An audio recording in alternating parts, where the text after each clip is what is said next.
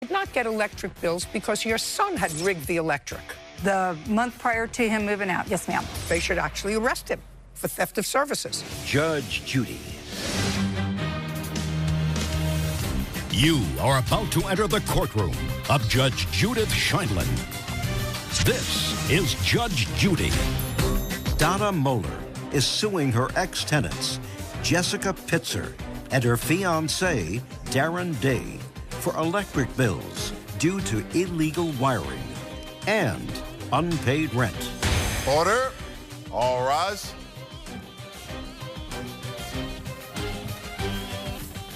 Now it's case number 323 on the calendar in the matter of Moeller versus Pitzer Day. Thank you. You're welcome, Judge. Parties have been sworn in. You may be seated. Sir, have a seat, please. Miss Moeller, how long were the defendants tenants of yours? They moved in November 2016. And when did they move out? They moved out in October 2018, so 2 years. And what was their rent? Their rent was $800 a month. And with the exception of the last month, which may somehow be in dispute, they were regular in paying their rent. They paid monthly. They were excellent tenants. Yes, they were. Great. Did you have a written lease with them? Yes, ma'am, I sure did. I'm going to take a look at the written lease. Son was living there. That is correct. And you evicted your son. That is correct. How long was your son living there? He lived there roughly for about a year. I own the house, maybe 2 years, close to a year and a half to 2 years. The gravamen of your complaint is that the defendants owe you for an electric bill. Yes, ma'am. An electric bill that you were presented with in what month and year? The electric bill, I was just known about the electric bill September 11th, 2018. Now, am I reading between the lines correctly that someone had rigged the electric? Actually, yes, ma'am. Actually, just a second. It's not that you're alleging that the defendants got electric bills every month that they didn't pay. Is that correct? They did not get electric bill. That's correct. And they did not get electric bills because your son had rigged the electric. That's the month prior to him moving out. Yes, ma'am. Whatever it was, your son rigged the electric. That's correct. So defendants paid their rent. Correct. Did not get any other bills. Or did they? Did you receive any bills? No, ma'am. What? The lease specifically states that they are responsible for all utilities. Just a second. When they get a bill, I don't care what it says. When they get a bill, they're responsible for the utilities. If you don't get a bill, what do you do? What do you send? You call me. What do you send? No, no, no. That's your responsibility. Property is in perfect condition when you turn it over to them, and a rigged electric is not in perfect condition. So if they paid their rent on time and they were great tenants, they're not supposed to call you. Gee whiz, I didn't get a water bill this month. I didn't get a water bill for 6 months. Did you get any utility bills? No, ma'am. Okay. No water, am I correct? Yes, ma'am. No water, no gas, nothing. So all you did was pay your rent. Yes, ma'am. They're not going to pay for unrigging your electric bill. Get your son to pay for it. They're not going to pay a $5,000 electric bill that they had no notice of. They had no notice of it. I discussed it. They had no notice. Yes, they did. Yes, ma'am, they did. In what month and year did they have notice? When they moved in, they were responsible to turn all utilities in their name. Yes, ma'am. Just a second. Does your lease say that they are responsible for utilities? Yes, ma'am. Is that what it says? Yes, ma'am. Okay. I'd like to see the language of tenant review, tenant... Page 2. What is it? Page 2. Page 2. This doesn't say they're responsible for turning on utilities in their name. This says they're responsible for all utilities in relation to the property that they had notice of. Your son rigged this thing 3 years ago. Find your son and get him to pay the utility bill. I'm not sticking them with a $5,000 utility. Trash and garbage. How did you have trash and garbage? We did have trash, that's right. We did have that utility, that bill. Did they send you that bill? Yes, they did, Your Honor. And in my name. And did you pay that bill? I did, ma'am. And they had a call to get it set up. Then they did. Then they called to get their trash set up. Correct. Just like they had a call to get the electric set up. Sorry, your son rigged the electric. Get your son to pay for it. They're not paying $5,000 electric bill that they had no notice of. Not happening. Okay. They have a counterclaim. I do. I don't think you want to deal with the counterclaim. I don't think you want to deal with the counterclaim because what happened was all the electricity got shut off in September. Nobody knew why. Yes. Nobody knew why. And it turns out when they did an investigation, they found out that your son had jimmied the wires and had scammed the electric company. They should actually arrest him for theft of services, actually. But they had to go to a hotel. And you were inconvenienced. You had to go to a hotel for a few nights. But you didn't pay rent for It that was month. a month. You didn't pay rent. For September, we did. The month we were out of our home, we did pay rent. Did you stay there in October?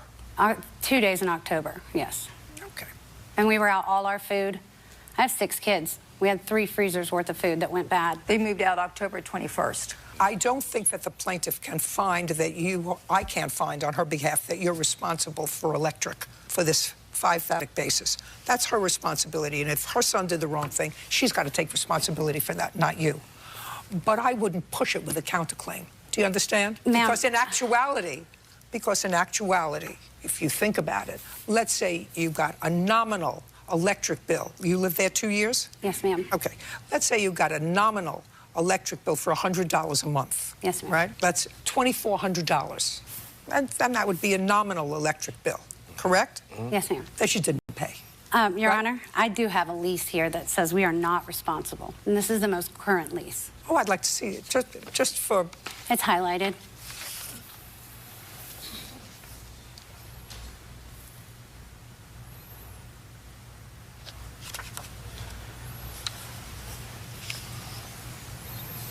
Would you show this to the plaintiff? I'm just curious. This was the last lease. It says that you're responsible for the electricity. Ma'am, I also got the same lease, and I've never seen this one before.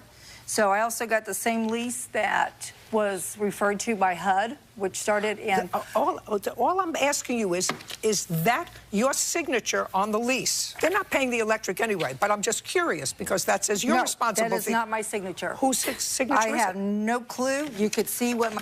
Okay, I'd like to see it, please. Yes, ma'am. I'd like to Well, see actually, the paperback. here's what I'm... This is what I look... Here, right here. No, This is just the a year second. before. Bird, let me have the original back, please. She did. Oh, that's not her signature. This is the year before.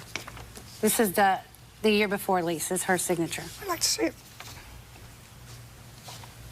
The one that's filed with HUD in the state of Ohio. I did sign that one. Well, that's the same. Whatever. I don't have to even be a sleuth. Then, your son's responsible for rigging the electric. They're not going to be held responsible for the electric. I'm just dealing with their counterclaim now. Your Honor, I also have audio of her harassing us, trying to get us to sign a new lease saying that we would pay the entire electric and give her my 2019 tax return. Well, I'd like to see what you think is harassment. Go ahead. I mean, I told Jessica I'd rather her deal with this than me, really. Why do you think I wanted to make this a sitting in front? That's why I just said Jessica can't be here right now. But I wanted to meet with No, you. but the thing is, first thing in the morning, it's Trugget. If we was at our house, we could just walk You to know your what house. then? I should not have even done this, and I could just, they don't have to turn it on. I need signatures. I'm not going to do it right this second if Jessica's not here to you're telling me she has to give you her... She's agreed to this. She never told me nothing. Not to the income tax. Scott, listen to what I'm saying. Listen and calm down. Listen. I am calm and I'm listening. Listen to what I'm saying. Don't tell me what I'm not. I'm calm, I'm listening. I can hear everything you're saying. You are, then why aren't you getting it? It's simple. Getting what? You're telling me Jessica's No, going to give Scott, you her income Scott, tax that is check. not what I said. Turn it off. That's not harassment. That's an argument. Your counterclaim's dismissed. So's your claim. We're done. Thank you. Parties are excused. You may step out. I'm really good with it. We trusted her, and that was a mistake. I hope they've learned a lesson from this. Her son hooked up the electricity illegally. Maybe I don't need to be trusting people. Be careful who you trust. And now, the next case. All parties in the matter of Bean versus Pompey. Step forward. Kevin Bean is suing his former business partner, Kyle Pompey, for his wages that were garnished due to unpaid rent on a business space. Mr. Bean, this is, generally speaking, what your lawsuit is about. You and the defendant were in business together, some sort of photography business, and you leased a space for 12 months.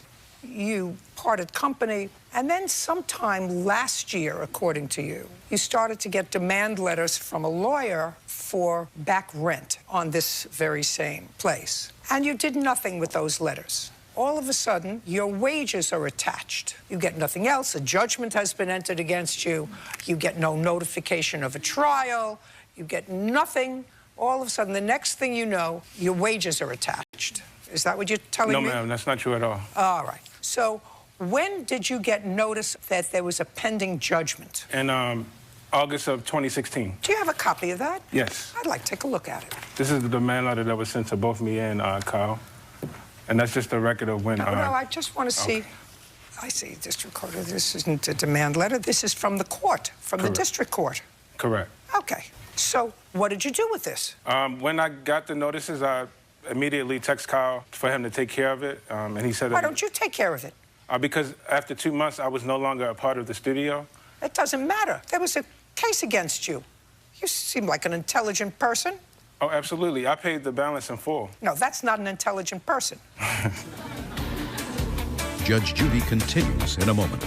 I have a problem with somebody who gets notice of a judgment, almost starts a paper trail of asking him for the money back. It doesn't sit well with me. Real cases, real people. Judge Judy. Kevin Bean says, former business partner Kyle Pompey caused his wages to be garnished when he stopped paying rent on a business space. Okay, if you got this, you sent it to Kyle, and he says, well, I'll take care of it. I mean, I wouldn't let somebody else take care of it. You have to report. They tell you to come to court. If you don't come to court, there's going to be a judgment entered against you. So why didn't you go? I honestly trusted his word that he would take care of it. And, you know, we were friends. Well, he clearly wasn't a real friend. Prior to receiving this notice, when was the last time you saw him? I saw him in the beginning of January. Of what year? 2016. In the last 6 months, when did you see him? I haven't. In the last year, where have you seen him? I haven't. In the last year, when have you spoken to him? Through text message. I'd like to see them.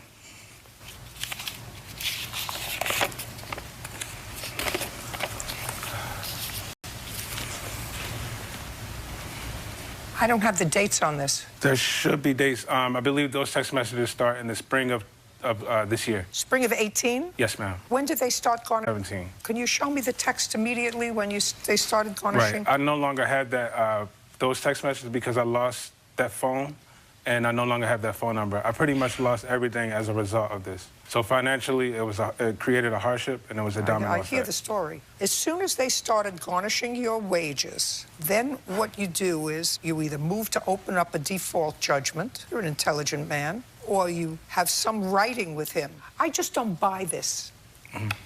I have a problem with it. I have a problem with somebody who has a lease 5 years ago, gets notice of a judgment almost 3 years ago, does nothing but sit there and allegedly pay off the whole judgment themselves, and then this year starts a paper trail of asking him for the money back. I just don't get it. It doesn't sit well with me. Well, we were friends. I trusted his word. You weren't friends. You said you hadn't seen him in a year. I mean, when I first tried to recoup my money, you know, I texted him immediately. There was no period where I waited. I texted him immediately. He said that he would take care of it, and I trusted his word for it. Well, he didn't take care of it. So, Mr. Bean, I really have a problem. And I have a problem because you look like an intelligent guy, you sound like an intelligent guy, and you want me to believe that you allowed them for 2 years to take out of your salary this amount of money that you of communications with somebody who you say was your friend and you trusted. I have a problem with that. But I do. The text message that I showed you is conversations throughout the past year about recouping the money. I don't care about this past year. They took the money out, not this past year. According to you, this is April 2016. What's April 2016?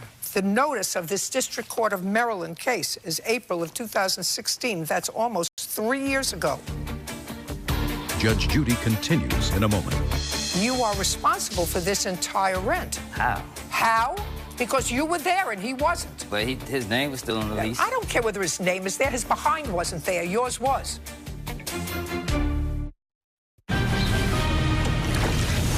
Real cases, real people. Judge Judy. Kevin Bean says, former business partner Kyle Pompey caused his wages to be garnished when he stopped paying rent on a business space. Okay. When did they start to garnish your wages? December of 2017. How much did they garnish? I paid a total of $72.70. Here's my notice of satisfaction. I want to see it coming out of your salary. Okay. I have every paycheck. I'd like to see it.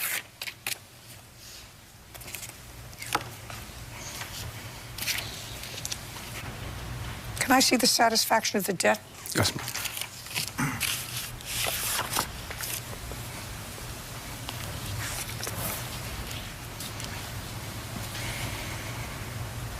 Okay, go.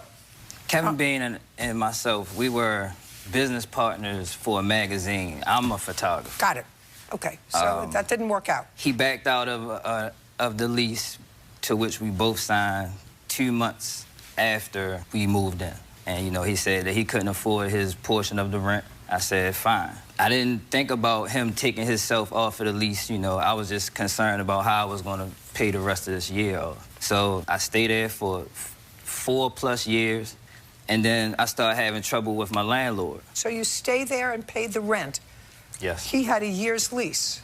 Yes. You never signed another lease? No, I never had to. This is a slum. He's a slumlord. Like, nothing was I'm trying to figure out, Mr. Bean, about... I'm trying to figure out how you're liable for any of this money. I agree. No, I'm really trying to figure it out. If he stayed there for 4 years and you only signed a 12-month lease. Well, here's the original lease. I'd like to take a look at it.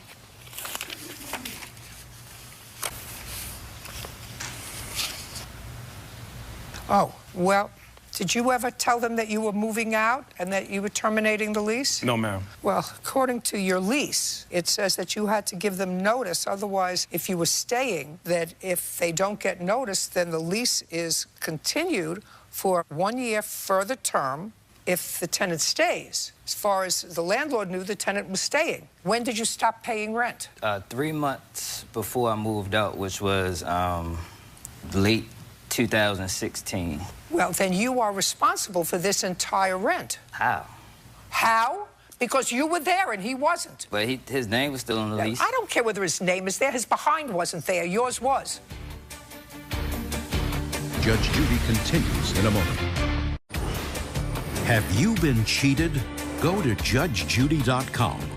Like us on Facebook and follow us on Twitter. Okay. You say he moved out 2 months into the lease. You continued and you stayed there for 4 years. You stopped paying rent in the 4th year. He wasn't there. If this rent had accrued in the 1st year after he moved out, I say, you know what? You both signed the lease. That's it. But you stayed and had another 2nd year and a 3rd year and a 4th year. By the 4th year, it was just you there. By the 2nd year, it was just you there. This is all your bill.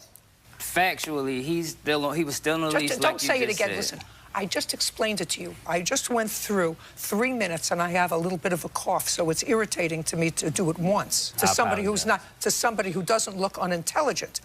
So if I say to you, your behind was there in year 4, his wasn't. You chose to extend the lease to make it a renewable lease by just staying and not giving any notice. Maybe you gave notice. Did you give notice that you were staying? No. No, so you just stayed and the landlord let you stay because you were paying rent. And then you stopped. You stopped paying rent, but your behind was still in the premises. I stopped paying rent for a reason. I Who just didn't cares? stop. It has nothing to do with him. But what I don't understand is, if this was in 2016, that's 3 years ago. When did you first sign this lease? I think 2011. Oh, I see. So you were there until 2016, so now I understand it. I got it. Judgment for the plaintiff in the amount of $5,000. We're finished. Thank you. Party, sir, excuse you. Step up. Judge Judy continues in a moment. And on the next Judge Judy. I think the decision was fair. I feel like I was only responsible for half Kevin said he went through. I lost my place, my car, fighting for custody for my kids. I guess justice was served. I'm just glad it's over. He's a good guy.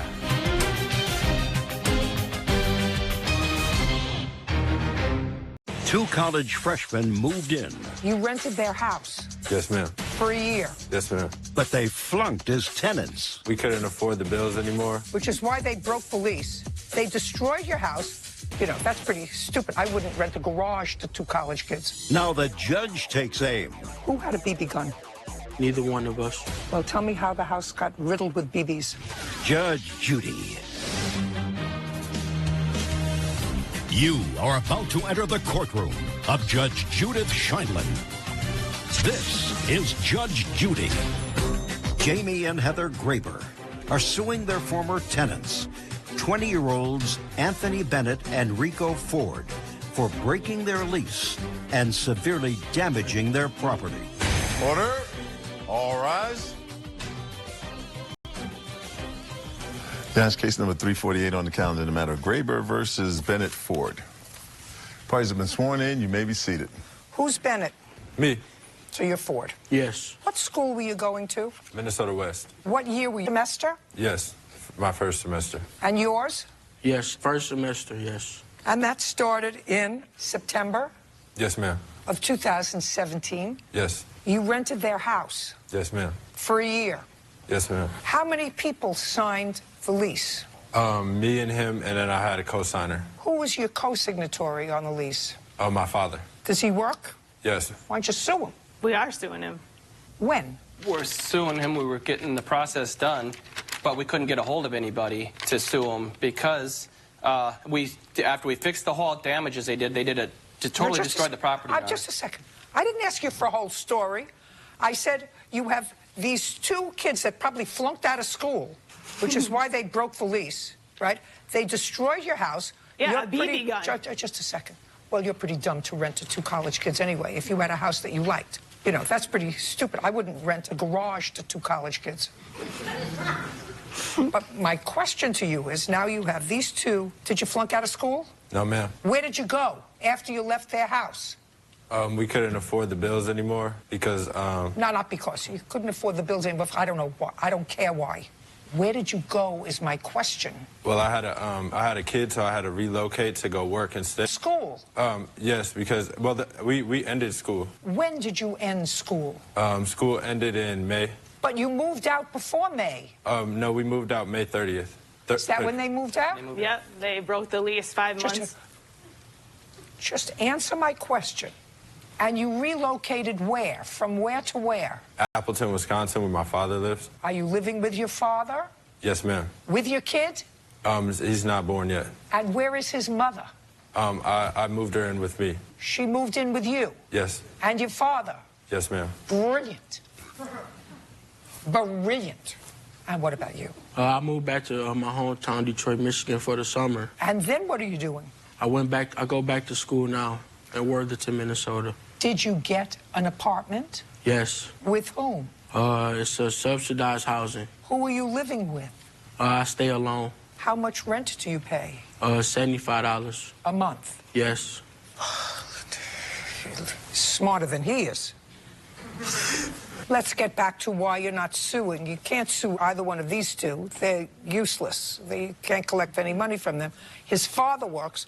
Why don't you sue his father? We figured to go after them first, and if we didn't get nothing, we'd sue the father. That was going to be the process of trying to get money out of these guys. Rico came back, and he paid partial. Mr. Ford? Yes, ma'am. So he came back and tried to do the right thing? Yes, he did, ma'am. Perfect. Now you have to sue his father. His father. He didn't have any money. He's living with his father. So why do you have trouble finding his father? We sent him text messages, but we don't get no response. So we were in the You don't have to process. send them text messages. Serve them with a summons. We were not his father. We were in the process of doing it with these two. No, listen to me. I'm giving you some advice, sir. Free advice. He doesn't have any money. He lives in subsidized housing for $75. This one is finished with school, got a girl pregnant. They moved in with his father, so he doesn't have any money. What? I work 7 days a week, and I'm building up, and I'm going back next semester for marketing. Great. So you have enough money to pay this judgment? I would if I owed, but I don't owe anything. Really? When was your lease up? We contacted them prior to moving out, and he said it was fine. Jamie. Show me. When we went to pay the last month's rent, we talked to him, and he said verbally that it was fine. Do you have a written lease with them? Yes, ma'am. You cannot modify a written lease by an oral agreement. I understand. So you have a lease that went out, not you, according to what I'm hearing, you try to do the right thing. Yes. Did you come back and live in the house? No, I moved to that's when I now live in the subsidized housing. How did he try to do the right thing? We text both of them on what they owed. Rico lived in Detroit. When he came back to play, he played football for Minnesota West College. When he came back to start his college, he came back and paid us a portion of what he owed. How much did he pay? He paid $345. Good. And? And Anthony, we could not get a hold of him. He always texted us back until we told him what he owed, and then after that, we couldn't get a hold of him anymore. He never returned any texts or nothing. Where does he live? He lives in Wisconsin, Your Honor. This is the text I sent back. It says, do you want me to read it? No, I'll read it. Oh.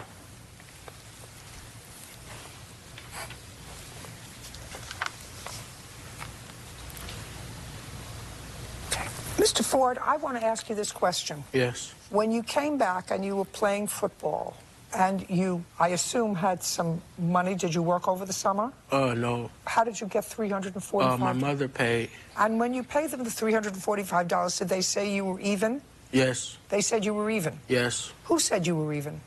Jamie. $45. I believe it was August. I know it was the first beginning of August, so August 2nd through the 5th. Have you heard from them since about you owing them any more money? No. Only this case? Yes. And you accepted $345 from them? We did accept that, Your Honor, but we didn't care who it was coming from. We said this is the amount both of you two owe. I don't care what you said. Case is dismissed against you, Mr. Ford. You can leave. You can leave. Now, the only thing that I have to figure out is what you're going to do with Mr. Bennett. Mr. Bennett, if he wasn't working, I would dismiss the case and I would say to you, you've got to go sue his father. Which Your I think, Honor, what? we have pictures of a BB gun being used in the house. What does that have to do with what I just said? What does that have to do with what I just said? Nothing, but it's deliberate damage to the house is what we're saying. I understand that. But if you have somebody who has no money and you have his father that you accepted as a guarantor, that would seem to me to be the person that you would select to sue. Is the father has property, the father has a source of income that's steady. He doesn't have two people living there with an expectant baby. How old is this expectant mother? 19. 19. A 19-year-old expectant mother living with him, too, in addition to his son. Do you understand? Yes, Your Honor. But Mr. Bennett says he works 7 days a week. Pictures and after pictures? I do. Okay, all the pictures. They're labeled in there. All them.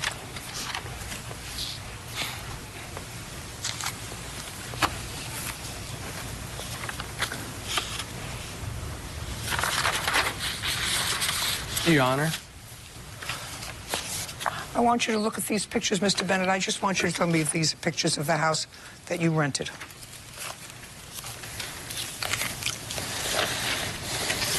Make sure you tell me the truth, because I'm going to bring Mr. Ford back in here and ask him the same question. Do you understand? Yes, ma'am. Those are the pictures of the house before you moved in? Yes, for the most part. I'll take them back.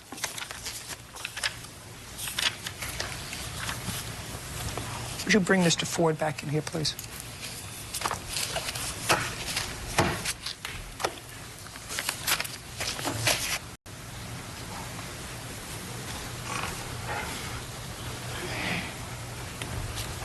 Mr. Ford. Yes. I want you to understand that the reason... Move away from him.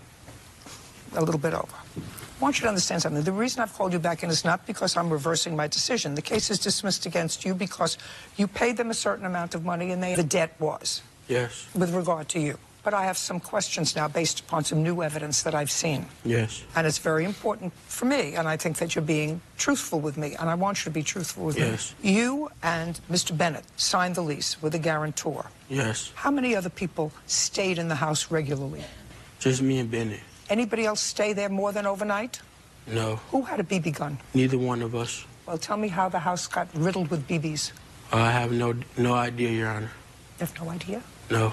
I'm looking at a house that was destroyed by BB gun.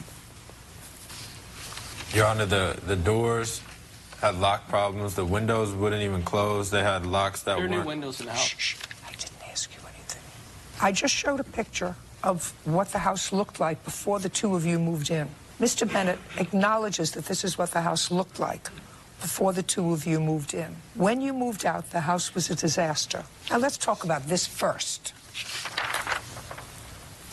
That look familiar? Judge Judy continues in a moment. Explain that to me. I thought Anthony was going to clean it out. And you? There was no more room in the trash, and you can't fill it over, or else they won't accept the garbage. Pigs do this, not people. And later today, when you moved in to Mr. For the month of September. And you were taken out and arrested before September? Yes. Perfect. real cases, real people. Judge Judy. Jamie and Heather Graber say former tenants Anthony Bennett and Rico Ford broke their lease and shot up the inside of their home with a BB gun. Explain that to me. I thought Anthony was going to clean it out. And you? There was no more room in the trash, and you can't fill it over, or else they won't accept the garbage. That's the rules of the city. Just how much in advance did you know that you were moving out on May 30th? I wasn't in town. I had to drive all the way back there, 7 hours, and I only had a couple days. Pigs do this. Not people. Pigs leave a house like this. I'm not talking about... There was already boxes and food left in there before we came. Pigs. And the pictures... Pigs leave a house like this. Pigs leave a house like this. Pigs. I have the pictures, the before pictures. I've seen the before pictures. You acknowledge that that's what it was. Pigs leave a house like this. What month did you rent the house? We re-rented. It took 1 month, June 1st. Just a second. Just answer my question. You re-rented... Her last name, ma'am. She's a student? Nope, she works. Oh, she works at Mothauler. And how much rent is she paying? $700, Your Honor. And what was your rent? $700. Did they have security with you? Security deposit? Yes, ma'am, they did. Did you keep the security Yes, deposit? ma'am, we did. You did. Judgment for the plaintiff in the amount of $1,500. That gives you $2,200 to clean up the mess. We're done. Thank you. Parties are excused. You may step out. I guess I'm happy with it. I mean, I feel that we deserved it. We had some pretty excessive water bills and stuff that hindered us from being able to help out, and it kind of hurt us really bad. There was so much damage, we didn't know where to start. I didn't do any of the damages. I don't see how they could even have a case saying there was no babies in there. I don't know what could happen. No more college kids. And now the next case. All parties in the matter of Kotick versus Prue. Step forward. Christian Kotick is suing his former roommate, Daniel Prue, for the return of rent and for the value of his personal property. Mr. Kotick, how do you know the defendant? I worked with Daniel at a Mountain View Seeds through a temp agency, and we became roommates. Through a temp agency? Yes. He had an apartment? Yes. You did not? I did not. He lived in an apartment with his girlfriend? Yes. How long had you lived in the apartment with your girlfriend? I was there with my girlfriend, well, an ex-girlfriend, and my... What month did you move in, Mr. Kotick? I moved in August. And in what month were you arrested and taken out? August 29th. Same month? Yes. What day in August did you move in? It was about the beginning of August. How much rent did you pay him in August? For August, I only paid rent? for September. They let me move in. Just a second. Just answer my question. Yeah. You moved in the beginning of August. You moved out the end of August when you were arrested. I asked you a question. How much money did you give Mr. Prue for rent for August? The answer is nothing. Say nothing. The answer is nothing. Nothing. So you were just living there, which is what he says in his answer to your complaint. When you moved in, where had you been living? I was staying with my witness, Patrick Ryan. Why did you leave there? I was seeking to get into my own place, rent a room for a few months till I shot up to Portland for a when better you job. say you were staying with him, who was he? Patrick Ryan is my witness, is my coworker. So you were staying with one coworker and then you moved in with a different coworker? Yes. Did you pay your witness any money? Yes. How much? $200. For how long? I was there for a few weeks. From when to when? The end of July towards the beginning of August. And so for 2 weeks you gave him $100 a week? Yes. When you moved in to Mr. Prue's apartment, you gave him nothing? I gave him nothing, and I was going to pay him for the month. You were taken out and arrested before September? Yes. Perfect. Judge Judy continues in a moment. He doesn't have your property. My belongings were all gone. Not there. Things outside were gone. Not there. My bicycle, I got it outside. Not there. He doesn't have your property. I don't think I have to owe him anything. Yeah, I didn't ask anything.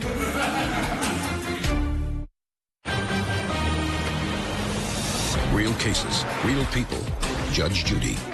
Christian Kotick says his former roommate, Daniel Prue, owes for the return of rent he paid and for the value of his personal property. Now, you were arrested on what date? August 29th. There was an altercation in the apartment. Yes. You were removed from the apartment, and there was a restraining order so that you could not go back to the apartment. That's correct, Your Honor. Ultimately, the charges against you were dismissed. Yes, Your Honor. No plea. No plea. No action was taken. Dismissed. On what date were you released from jail? It would have been August 30th. Where did you go on August 30th? I became homeless after that. I was on the street. When were you evicted from the apartment? October it was supposed to be October 1st. What do you mean? What does that mean? It's supposed to be October 1st. It was October and November. They were... No, they're two different months. I was out on November 1st. They gave me an extension for 1 month. What property did Mr. Kotlik leave behind? He left all his belongings, including clothes, equipment for music, probably paperwork that he needed. When for the first time did he ask you for his property? I had had my roommate message him through his phone because I didn't want his number on my phone, asking him, can he get his stuff? When for the first time did he contact you to get his property? He did not contact me. When for the first time did you contact Mr. Prue to get your property? October 6th, Your Honor. Why? After my court date, I contacted the district attorney's office to make sure I had a no contact order was lifted, and I contacted the There was police. no contact order in favor of whom? In favor of Daniel. Mr. Prue. Yes. He doesn't have your property anymore. He does not have my property anymore. No. I believe it was sold or stolen. I don't know. He doesn't live there anymore. He's not responsible for your property. Do you know where his property is? I took it to Goodwill. I was moving, and I didn't want it in my person. On what date did you take it to Goodwill? Around September 22nd on that week. He doesn't have your property. He doesn't have my property. No. I returned to retrieve my belongings with my witness, Patrick Ryan, and my belongings were all gone. Not there. Things outside, nothing. Nothing. He doesn't have your property. I don't think I have to owe him anything. I didn't ask anything. My apologies. Yeah, I didn't ask anything. Judge Judy continues in a moment. Have you been cheated? Go to judgejudy.com. Like us on Facebook and follow us on Twitter. Your property, your responsibility. You have a no-contact order. He doesn't have a no-contact order. He could have gone to get your property. You're not even a tenant there. He paid not a penny in rent. There's no reason why he couldn't have gone. He went with you to get your property. Isn't that what you told me? You went he with could have me gone. Just a second. He could have gone there before to get your property. I contacted the police and the sheriff to see if I could get a No. writ of Don't assistance. tell me. Don't tell me what the police and sheriff did. He could have gone to get your property. He's not paying for your property. After I became homeless and I had to find a place to stay and to store my belongings, I ended up be able to get into the Salvation Army, and then I found work for another company. I had to get back on my feet and stable, replace my clothes, my belongings, and the means to work clothes. He's not paying for your property. He's not paying. No. Should have sent him for your property. Should have sent somebody else for your property. If you felt that you couldn't get your property and if it was valuable, he has under no obligation to store, keep, maintain, or move with your stuff. I believe I'm owed the return of my possessions. Sorry. That's it. Moment. And on the next Judge Judy. I paid the defendant rent for September. Got what I wanted. We got into an argument. I was sleeping. A girlfriend had a problem with me. He was on drugs. Asked me to leave. I agreed to it, and they continued arguing, and they called the police on me. He put his hands on my throat after arguing with my ex, and I tried to subdue him, take him to the ground. I didn't have any conflict with his girlfriend on my end. Couldn't have any good composure, any decency. I'm not going to get any of my possessions back. He didn't get what he wanted. There's definitely no longer a friendship. It's over now.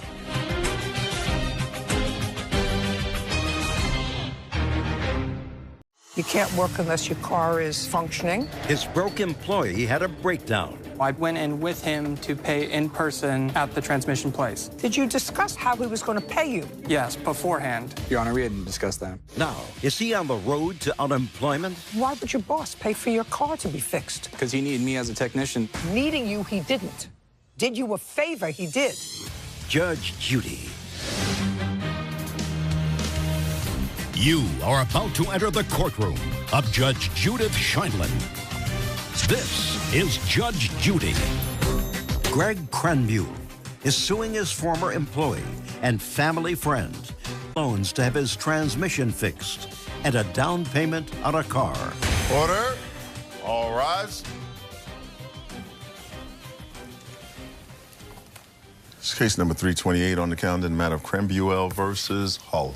Thank you. You're welcome. Parties have been sworn in. You may be seated. Mr. Cranbuel, you know the defendant, according to what I've read, for a very long time, since childhood. More or less, since I moved into the state that he lived in when I was around 6 or 7 years old. So you know him known him since. Since. Okay. Your lawsuit is for 2 unpaid loans that were related to his automobile. Correct. His defense is complicated by the fact that he also, at some point, started to work for you. Correct. As part of your team. Correct. Tell me what kind of work you do. It's alarm installations, so I'm the manager of it, and he would be a personal alarm technician. Okay. And when did Mr. Hull start to work for you? So he actually worked the previous season for me in 2017. So I hired him on January of 2017. So then he came back to work for you in the summer of 2018. So yeah, Winter. you have an off season that he wouldn't have worked through the winter, and then again coming out the next season he would have worked in this season. What month did he start in this season, in 18? April 3rd. April. And when did he have car trouble? It was like 2 days after we had arrived. The official season didn't official start date. We came out a couple weeks early just to kind of... And this was in Oklahoma? In Tulsa, Oklahoma, yeah. Okay. Now, how much money did you make in 2017 working for him? About $23,000. And how much did you anticipate making in 2018? More than that, at least $30,000. Okay. So you had... Can I interject real quick? He did not make that. I'm well aware of all of his year-to-date statements that he gets. It was somewhere closer to $43,000 that he made. You mean in 2017? Incorrect. Okay, so he made certainly enough money to fix his own car. I would have liked that, but he did not. Okay. You had car trouble, and this is the second season that you were working. According to the plaintiff, and I somehow think that he is more accurate with how much you made in 2017 than you are, you had a very lucrative short time that you had to work. You can't work unless your car is functioning. You had trouble in April, and what did you do? My car broke down in April. The transmission had gave out just a few days into the summer. At that point, the car is the only thing to get around to get the job done. I was in a rust box. We had just started the summer. I didn't have money from the previous summer saved up. So at that point... Why not? Young, I don't know. Don't know how to learn how to budget, I guess. So at that point, I needed to get my car fixed, and he needed the work, and he needed a person to be getting the job done. So he decided to help me out. Not he decided. That calls for the operation of his mind. He had to know that something was wrong with your car, or transmission, or you contacted him. Which one was it? I contacted him. How did you contact him? We're actually staying in the same hotel. So how did you contact him? I just went over to his room and we had talked. Okay, well, I'd like you to tell me about the conversation. What you said to him and what he said to you. I needed a car, and he knew that he needed a person. No, don't tell me new. I said to him, the transmission is out on my car. Are you chewing gum? Mm-hmm. Get it out. Thank you. No, just take the tissue. Don't give him the gum. I went to his room and said... The transmission is broke down. I need a new one, or a new vehicle. And? He decided to help me out with the transmission. No. Decided calls for the operation of his mind. You can't tell me what was in his mind. You can tell me what you said to him and what he said to you. Try to follow what I'm saying to you. I said to him, the transmission went in my car. Mm-hmm. So I needed another vehicle. I asked if he could help me, and... No, look at me. I said, can you help me? Mm-hmm. And he said... We can work something out or get... Because I need you as a technician. I need you. And you said... Okay. I need... Yeah. No, I want to know. I want to know how it came about. You had taken the car in for repair? Mm-hmm. Now, is a yes. And did they give you a cost to have it fixed? Yes, it was just around $3,000. Did you have that amount in your head it was going to be? No. Okay, so you didn't have a figure with him? Correct. So after you spoke with him and he said, I can help you out, then you took the car in to be fixed? He insisted me in getting a tow truck as well as getting a vehicle to get over there. So he helped you getting a tow truck? Mm-hmm. Did you pick the repair shop? Yes. And who took the car to the repair shop? The tow truck and? Me. Now the car is fixed. What happened next? We continued out throughout the summer. No. Now the car is in there. How are they paid? Greg was able to give them the money to get the car fixed. That way I can continue working for him. La. Did he use a credit card, cash, wampum? What did he use? I believe it was a credit card. Did you use a credit card? I did. Did you call the credit card into the company, or did you give it to him to use? Can I back up a little bit? So the car broke down. I'm not there yet. I'll come back to you in a second. Okay. Did you give him the credit card over the phone, or did you give it to him? No, I personally went in with him to pay in person at the transmission place. After the car was fixed? After the car was fixed. How much was it? It's $2,966.45. Now, did you discuss with Mr. Hull how he was going to pay you? Yes, beforehand. Yeah.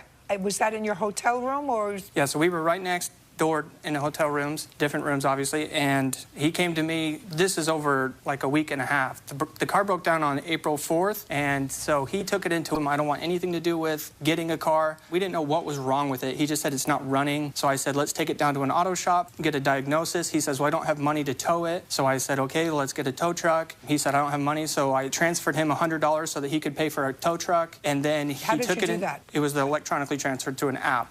After I did that, he later told me they've diagnosed it. It's a transmission issue. It's going to cost this amount of money. And I said, okay. And they said they offer financing, but my credit's so bad, I don't know if they'll allow me, so we might have to work something out. And I said, well, let's look at different options. Maybe it's best to just sell the car as is. Maybe you can get a rental car. And I have text messages of me telling this to him. May I see that? Yes.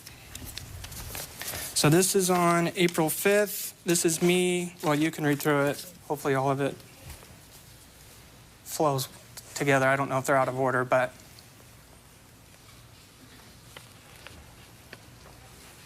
Okay, this just says you're suggesting renting a car. All right.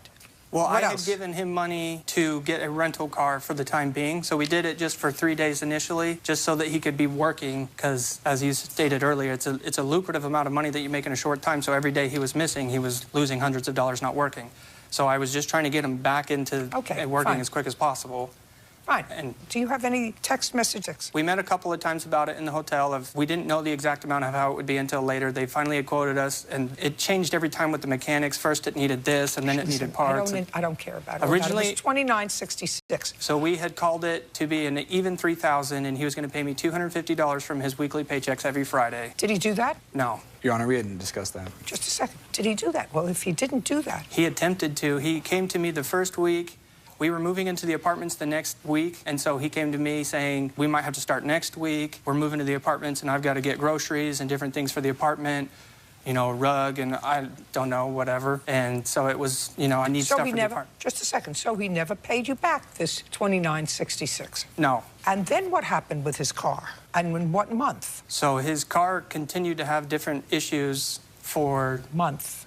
What month? His alignment went out in July, I believe. He had to get tires, something... Did you give him money for that? No. After a couple of weeks of him making up excuses and that I need to do this and I need groceries and gas and what have you, initially he came to me saying his family was going to be evicted from their house in Idaho, and I know them closely, and so I was like, you know what, I'm sick of doing this. It's always going to be next week. It's always going to be next week. Just pay me in your back-end check, because I'm not fish to fry. And so that's how it turned out to be. The agreement was he was just going to pay me from his back end. Now, the back-end check came when? So there's 2 of them that come, but it's in...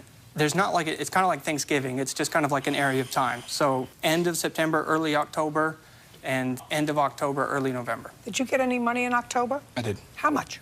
It was just around $3,000. Did you get any money? How much? So with my regional, I get to see the back ends. If you don't know... I know. I do this with 15 other technicians, so I'm just trying to remember his. It was $53.28 or something, and then $51.84 and 44 cents or something. But after the gross of it, I even saw that it was 41 something. Does that sound familiar? How much were the 2 checks that you got? The 2 checks, combined or separate? Combined. Combined was just about $6,000. So why didn't you pay him back this money? I didn't owe him. We had never discussed that. I mean... Well, it's your car, right? Do you still have the car? Yes. It's not his car. Your job didn't provide you with a car, correct? Correct. You had to use your own car. Yes. Why would your boss pay for your car to be fixed? Because he needed me as a technician to... Why does he need you? How long have you been working for this company? About 7 years. How long have you been working for the company? 2. So he got along without you. Got along without you before I met you. Going to get along without you now. And I guarantee you next year when you're not working for him, he's still going to get along without you. Needing you, he didn't. Did you a favor, he did, when he hired you. Right. So what you're telling me is you had some special skill when he hired you. Is that what you're telling me? Not special skill. No, just a second. Because I read the papers. He hired you in 2017, and he hired you to install alarms. Is that right? Correct. I want you to give me the name of the company or companies that you worked for prior to working on the plaintiff's team installing alarms. There isn't any. Nobody. Who did you work for in 2016? Nobody. Nobody. Who did you live off of in 2016? Parents. Your parents. Who did you work for in 2015? Heartland Pharmacy. What did you do for them? Delivery driver. Nothing to do with alarms. So unless you have a really long memory, you have no useful skill in the installation of alarms other than what the plaintiff taught you. So he didn't need you. He could have picked out anybody who drove a car and taught them how to install an alarm. So he didn't need you. But this $29.66 is not the only amount of money you invested in your old friend from the time you were 6 years old. Unfortunately, no. Judge Judy continues in a moment. What'd you send him $1,450 for, sir? He helped me out in the past with the vehicle, and I pay back whatever. Useless. That's a good word. Useless. Real cases, real people. Judge Judy. Greg Cranbule says, former employee and family friend Kenny Hull owes for loans to have his transmission fixed and a down payment on a car. Now, when was the next time you made an investment in him? It would have been September 27th. Of this year? Correct. And the car died? It was, according to him, in non-working condition. He had gotten home somehow, but it was... Was his work session over with you? As far as Oklahoma, yes. He was done with the season. Any place? He wanted to go back and work in Idaho so that he could continue to make money because he was always broke. So I was trying to figure out how to team him up with another manager to work in Idaho, but that pretty much fell through and that manager was fired. Tell me what happened in September. So he had just gone home, had barely made it, according to him, and he wanted to continue working. And he said, hey, I'm so sick of this car. It's costing me so much money. I could have bought a brand new car for the price I put into it. And I should have said that I put into it. But he said, I'm car shopping I've got a friend who's going to get me a great deal on a car. I can reliably work for you. And, you know, we don't have to keep doing fixes. And I said, that's till you sell your car so that you don't have two cars.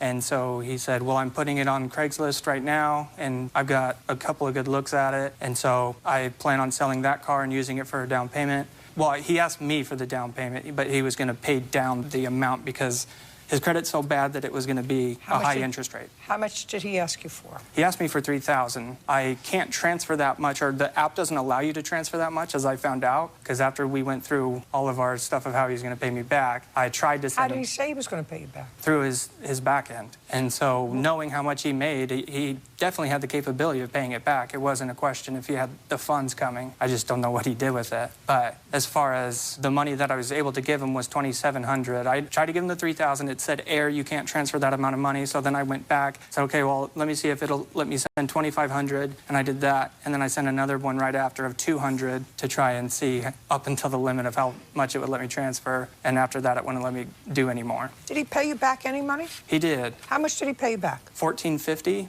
which I was not happy about. When? The exact date. So first week of October would have been October 3rd. What'd you send him $1,450 for, sir? He helped me out in the past with the vehicle, and I wanted to return the favor and be nice. And like I said before, we never discussed any... That's a good word. Useless. Judge Judy continues in a moment. And later today... The barter was to be paid back at $80 an hour, which includes gratuity. Yes. Well, how many massages did she give you? 30. So I don't have any money to pay it. I had to close my business, and I don't... Get a job. Real cases, real people. Judge Judy. Greg Cranbule says, former employee and family friend Kenny Hull owes for loans to have his transmission fixed and a down payment on a car. What'd you send him $1,450 for, sir? He helped me out in the past with the vehicle, and I wanted to return the favor and be nice. And like I said before, we never discussed any payback, whatever. Useless. That's a good word. Useless. Judging for the plaintiff in the amount of $42.16. We're finished. Thank you. Do I not get any of my rental that I paid for him for my rental? No. $42.16. Parties are excused. I'm very pleased. She's my hero. Love her. I was one of the better technicians. I scored like second in, we had competitions throughout the whole company. I got second out of the company. Oh, I bet he said that. I mean, he was great when he wasn't complaining, which was 1% of the time. And he needed me because I get the job done. I'm quick and efficient. But I have 15 other guys. I didn't need him by any means. But it's fun to see him, talk to him. He's no longer my friend. And now, the next case. All parties in the matter of Hardy versus Denny. Step forward. Richard Hardy is suing his former masseuse, Anita Denny, for an unpaid business loan. Miss Denny, I'm going to start with you. You are a massage therapist, is that correct? Yes, ma'am. And the plaintiff was a client of yours, as was his wife. Only him. Only him. You never massaged his wife. Right. When did he give you money to start your own business? August is when I opened the doors in 2014. And how much money did he give you? $6,000 in total. And he gave you this money without any interest? Correct. And you paid him back some of the money? Some of it. How much money did you pay him back? About half. How much money did she pay you back? $2,512. And when was her last payment to you? Or January 2018. How much did she give you? $80. In check or cash? Cash. She saw you in person? No, her brother did. What's your brother's name? Richard. Do you give Richard $80 to give to the plaintiff? Yes, actually, I would put him in an envelope and he would ride down the street because he lives down the street and would deliver it for me. In January, Richard made the payment. For me. Okay, so you owe him $3,488. Why are we here? Judge Judy continues in a moment. To JudgeJudy.com. Like us on Facebook and follow us on Twitter. So you owe him $3,488. Why are we here? Well, within the contract that we signed on the 4th, do you have a copy of that? No, I don't have a copy of anything. The 4th clause says I'd like to see the contract. The 4th clause says, once borrower is stable, profitable, and sustainable. May I see it, please?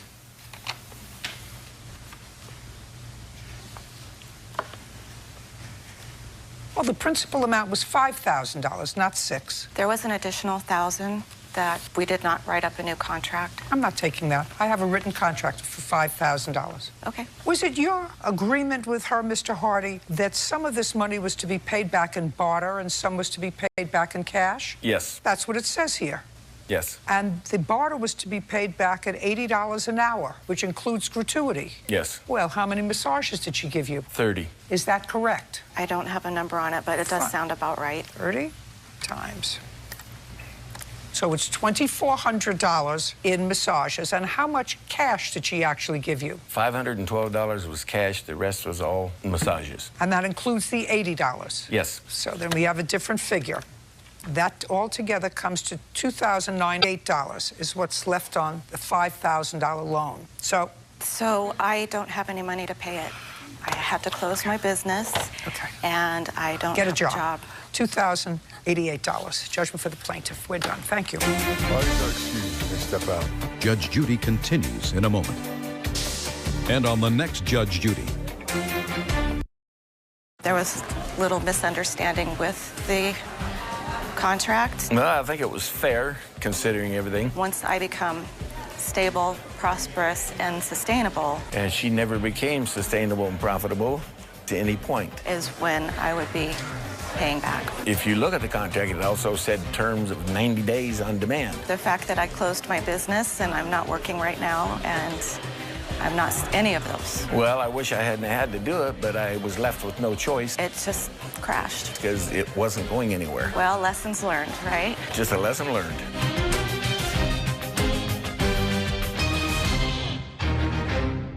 There was a computer glitch, and another couple was allowed to check into your room.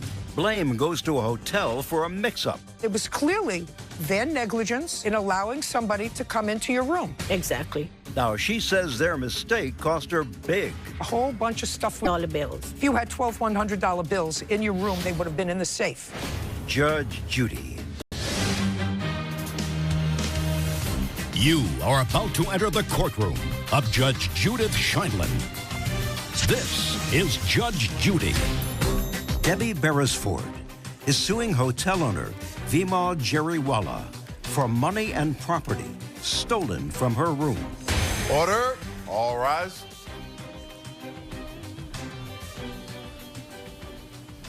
It's case number 331 on the calendar in the matter of Beresford versus Jeriwala.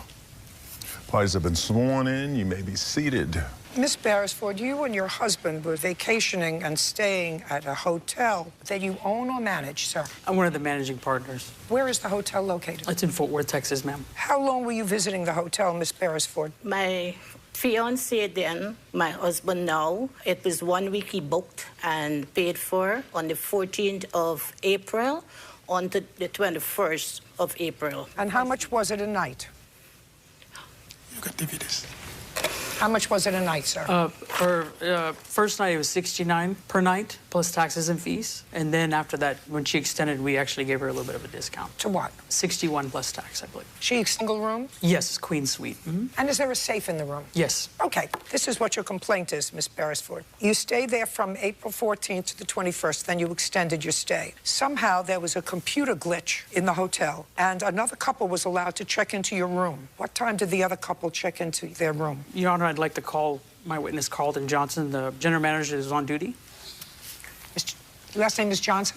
That's correct. What time did the other couple check into their room? They checked in approximately 10 p.m. that evening. And the Beresfords were out when They were out of the room, yes. They were out just for the evening? I'm assuming they were out for the evening. Did a bellman take up their luggage, or did they take up their own luggage? There are no bellmen present, so they don't take their luggage. So you just gave them the key? The front desk agent did that. And those people checked in on the 21st? That's correct, Your Honor. Were you out for the evening on the 21st? This did not happen on the 21st. It happened when I extended my time from the 21st to the 28th. Okay, what date did it happen? I leave the hotel the evening of the 24th and return 4:30 the morning of the 25th. Okay, so this happened on the 24th? Yes. And you were out for the evening? Just for the evening. And you did not anticipate that somebody else was going to be in your room? No. So everything that you had in the room you anticipated would be there when you...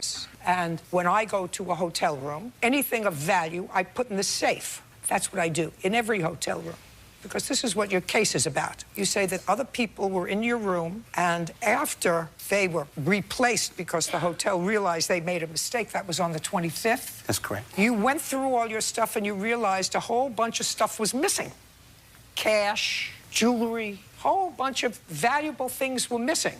The defendant says he tried to be most gracious. You went through all of your things the day that it happened. The police were there? They were called, I believe she called them at 2 in the afternoon to make the report. She did not do it at the time of... That's not true. I have it on the phone here. The police was called on 4:55 a.m. Okay. I'd like to see the written report that you made to the police about what was missing. This is the police report that lists everything that is missing. I'd like to take a look at it. Let me go through this. The summary of the articles that you say was missing was a computer drive, which was worth $100, or $10. Well, that's... Ray-Ban sunglasses, worth $40. Assorted cosmetics, $1. Assorted footwear, $1. Cash. $1,200 bills. I don't believe you. If you had $1,200 bills in your room, they would have been in the safe. Don't believe you. A gold-colored diamond necklace worth $700, also in the safe. Can I say something? Yeah, show me where you took out $1,100 bills from a bank. I don't live in America here. I came on a vacation. My fiancé, which lives in Texas, I came here to visit him. So I don't have a bank account here. I don't care. And no one is going to travel to a country without no money. Just a second. I travel all over the world, madam. But I don't have a credit card. And I always carry cash with me. And I always put cash in a safe. Always. So I don't believe you. We're done. Now, the defendant, because they were so upset about the goof-up that they made, how many days did they comp you for your room? The answer said they Stand up, sir. How many days did they comp you for the room? They never did. How many days did they comp you for the room? They did not communicate with us. She stayed there until the next day because she was so stressed out that she had to leave the hotel, come to my house. And I had a 16-year daughter relationship, so that's the reason why she stayed at this hotel in the first place. What do you mean you had a 16-year-old daughter who was unhappy about your relationship with her? Yes. No, my daughter. Your daughter was upset? For that reason, yes. And then after this incident, I decided for her to come to my house. Did you tell me in your answering papers that you comped her nights in the hotel? We did, Your Honor. What nights? From the 24th to the 28th. She actually checked out on her due date. Do you have paperwork? She checked out on the 28th? Her last stay was on the 28th. Do we have her folio for the 28th? I don't believe I have that because she moved into it. We upgraded her room to a jacuzzi suite as well. We moved her from the room she was in to a premium suite, a jacuzzi suite for the remainder of her stay. So is what you're telling me that he's not being truthful with me when he said that after the incident she came back to his house? That's correct, Your Honor. I'd never stayed one night more at that hotel after the incident. Your Honor, that's the truth. She was stressed out. I got so sick, I did not stay one night because for my safety, it was the hotel negligence that somebody else could have checked into that room. Why would I want to stay one more night there? Just a second. I agree with you. I might not have stayed either, but you did have 10 nights there that were unremarkable. And it was clearly their negligence in allowing somebody to come into your room. Clearly their negligence. 4 nights that you checked out on the 28th, I can't tell you. The only one that maybe could tell me that doesn't know what's going on here is your 16-year-old daughter, who I'm not going to call, as to whether you brought her home for the last 4 nights. I'm not sure. I do know that she didn't have $1,200 just lying around her hotel room if she had a safe. That I know. Now you can sit down. Can I say something? Sure. The manager said that he booked this other guest, number 2, the evening of the 21st. That did not happen. I said to you, they were negligent in allowing somebody to go into your room. That was on the 24th. Whatever night it was, on the 21st or the 24th, whatever night it was, they were negligent in allowing somebody else to go into your room. And I understand that it was stressful. What I'm telling you is I don't believe that you had 12 $100 bills lying around the room that these people stole. It was in an envelope with some original documents that I had with me. In the safe. Your Honor, may I expound? What? When I found out about what had happened, this mistake, the power outage, the clerk contacted me to let me know what the problem was. I told the clerk that I would be in bright and early the next morning at 6 a.m. while the guest is still physically present in the hotel, and I can have the plaintiff and the person that's anything that she may have forgotten she didn't pick up the evening before. Did you do that? I did. Okay, that was at what time did you get there? I got there at 6. We met with the person in the room at 7 a.m. while they were still asleep in the room. You went to the room with the plaintiff? I did, and the clerk that made the error. Was her luggage and things still in the room? She had gotten it, I understand, on the initial meeting when they got back from their room from their evening out. Anything that she may have needed to recall or anything that she may have forgotten, I wanted to make sure that I had both parties there physically present. So anything that she may have forgotten, that she'd have an opportunity to pick it up. Where was her property at 7 a.m.? Where was her luggage, her clothes, everything else? I understand she had picked it up later on that when they got back from the evening. That morning, anything that she may have forgotten. No. Where was it physically? Was it in the hotel? It was in the hotel. Yeah, in their the room that they were given. When they came back at 4 in the morning, her key doesn't work, so she has to come back and get a proper key because it got reprogrammed with the other guest. Once she gets the new key, she saw that the other guests were asleep. Did she come back alone, or did she come back with her husband? He wasn't physically there at the time. He didn't come onto the scene until later. I dealt with her one-on-one with the guest that was in the room. Now, was she put in another room until 7 o'clock in the morning? She was. What room number was she put in? 116, premium. And was her luggage moved out of the old room? My understanding was it was. But you don't know that. Records of it. Do you remember going back to the room with Mr. Johnson at 7 o'clock in the morning and having a meeting with the other people who were in your room? Do you remember that? That's a yes or a no. Judge Judy continues in a moment. And later today, you moved in with relatives because you no longer had a job to pay for the rent. So it was not because of paying the rent. It was just we left the premises because it was unsafe for us. I read your nonsense. You paid your rent on time until you lost your job. Make it simple. Be honest.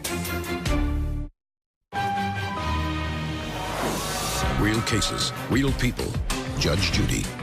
Debbie Beresford says hotel owner Vimal Jariwala is responsible for money and belongings stolen from her room. Now, do you remember going back to the room with Mr. Johnson at 7 o'clock in the morning and having a meeting with the other people who were in your room? Do you remember that? That's a yes or a no? Yes. And by that time, you had been in another room Correct. with your luggage, room 116. Correct. Right. And you had been there for at least an hour. The clerk... that question? No, the clerk put my belongings in room 16. I came back... 116. 116. I came back out into the lobby and I sat there with... You're telling me that you did not go into the room to look at your luggage to see if your 12 $100 bills were there. Is that what you're telling me? That you went and sat in the lobby and didn't say the first thing that you said, gee, I have 12 $100 bills that are just lying around in an envelope. Let me see if they're there? I think my safety, my life was more important. I don't believe you. Your case is dismissed. We're done. Parties are excused. You may step out. The police said all they is interested is the larceny. The items just continually grew each time we got a report from her. There wasn't a break and enter into the hotel. Either from the police or herself. So... It was the hotel negligence. At that point, we really didn't believe all the things that she said that she had missed. I would never stay there again. I would never, ever recommend. Using fair reason, I think the judge came up with a fair and equitable version of the story, and she made her decision based on that. And now, the next case. All parties in the matter of Nelson versus Gallegos Peña, step forward. Irina Nelson is suing her former tenants, 22-year-old Uriel Gallegos and his wife, 21-year-old Marisol Pena, for rent, late fees, and property damage. Ms. Nelson, the defendants are your former tenants, and it is your claim that they owe you money for damage and, in addition, for rent. That's correct. When did they sign a lease? They signed a lease. Are you here? Are you not here? Yes, I'm here. I apologize. Where are you? I'll sit here. Sorry. Perfect. What month did and year did they sign? June 3rd, 2017. And when did they vacate the premises? They left on, I would say... When did you leave the premises? September 5th, 2018. So your year lease had expired. You were a month-to-month tenant. Correct. Did you pay rent in September? We did not. Okay, so you owe September's rent. We believe we do not owe the rent because we did not live the full month there. I don't care whether you lived the full month there. How are they supposed to rent it on December 6th? If you're there December 1st, 2nd, 3rd, 4th, you live there. You have to pay rent. How much was your rent? $2,150. Where are you living now? Rancho Santa Margarita. With whom? Family member. We're renting a room. For how much? $800. When did you move in there? We've been living there 3 months now. Since when? Since September. That's where we moved in after we left the premises. Are you working in the same place you were working last year? I'm unemployed. Who were you working for last year? I was working for A to Z Automotive as a detailing. How long did you work for them? 6 months. And when did you separate from them? I left, do you remember? November 2018. Why? They terminated me. Work was low. In November? Yeah. Left, I was not working for them. Oh, the month before. What month were you terminated from your job? August. Sorry. So you moved in with relatives because you no longer had a job. We moved out because we left the premises here. You no longer had a job to pay the rent, so it was not because of paying the rent. It was just we left the premises because it was unsafe for us. I read your nonsense. I read your nonsense answer. Judge Judy continues in a moment. Mr. Gallegos, I had toddlers. I also have 13 grandchildren. If one of my 13 grandchildren or one of my toddlers took a crayon to a home that I owned, it would be the last crayon that they took to a wall in their entire lives.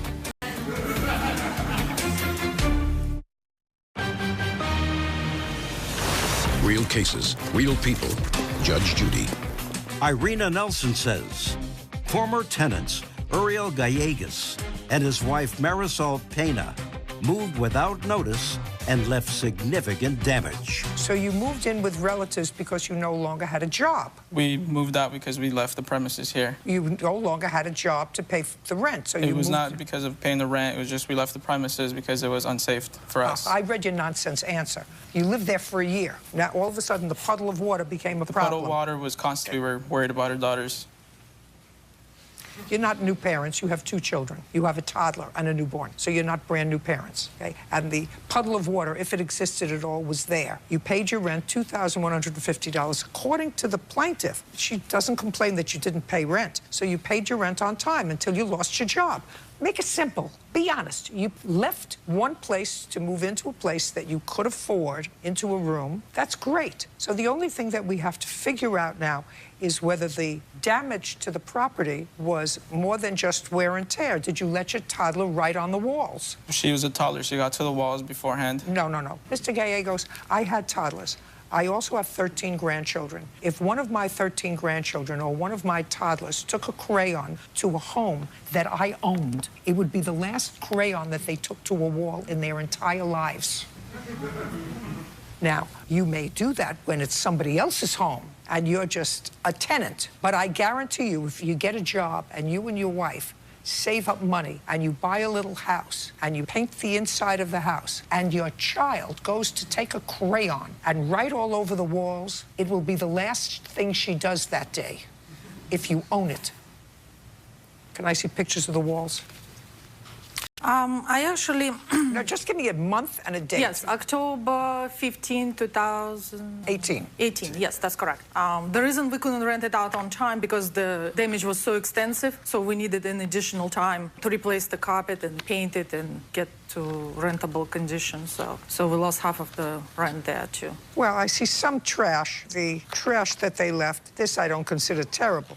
How did the screen get broken? We had a dog, and he chewed through it, but we left a $500 deposit for the dog as well. Your Honor, it's non-refundable deposit. I don't care if it's refundable. Did you fix the screen? Yes, we did. How much did it cost to fix the screen? Well, we bought the supplies and we fixed it. How much did it cost to fix the screen? It was $111.63. Fine. Pet deposit more than covers that. Yeah, but it was non-refundable deposit. He's not asking for it back. Okay.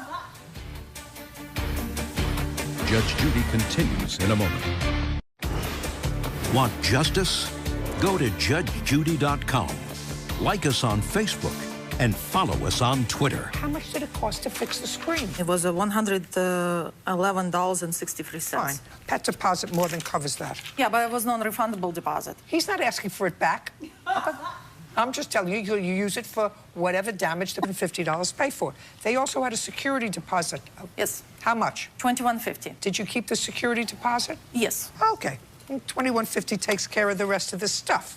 Yes. Good. So all they owe you is the month of September rent. And a late fee. And what? There was a $100 late fee. What month did you rent the house? You rented the house a month later? October 15, 2018. So we missed almost 2 weeks of rent. We couldn't rent it on time because of the extensive damage. So you missed 2 weeks of rental? That's correct. Very good. Judgment for the plaintiff for the amount of $1,075. We're finished. Thank you very much. Parties are excused. May step out.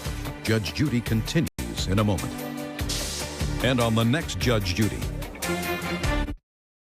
It was normal wear and tear. We did not receive a house in tip-top 100% shape. Well, there wasn't any damages when they moved in, so everything was in a very pristine condition. We did the best we could, but we didn't purposely destroy the property. And everything was painted, the carpet was new paint, everything was new. We actually had water forming in the patio, so that attracted a lot of mosquitoes. There wasn't any issues, they should let us know. And our baby actually got bit in the arm. She was 7 months old, so that was definitely the concern that made us leave. That's the first time I'm hearing about it, honestly. Mentioned to them verbally at some point. Well, I'm glad it's settled and it's over, and we're just do it to anyone else like that.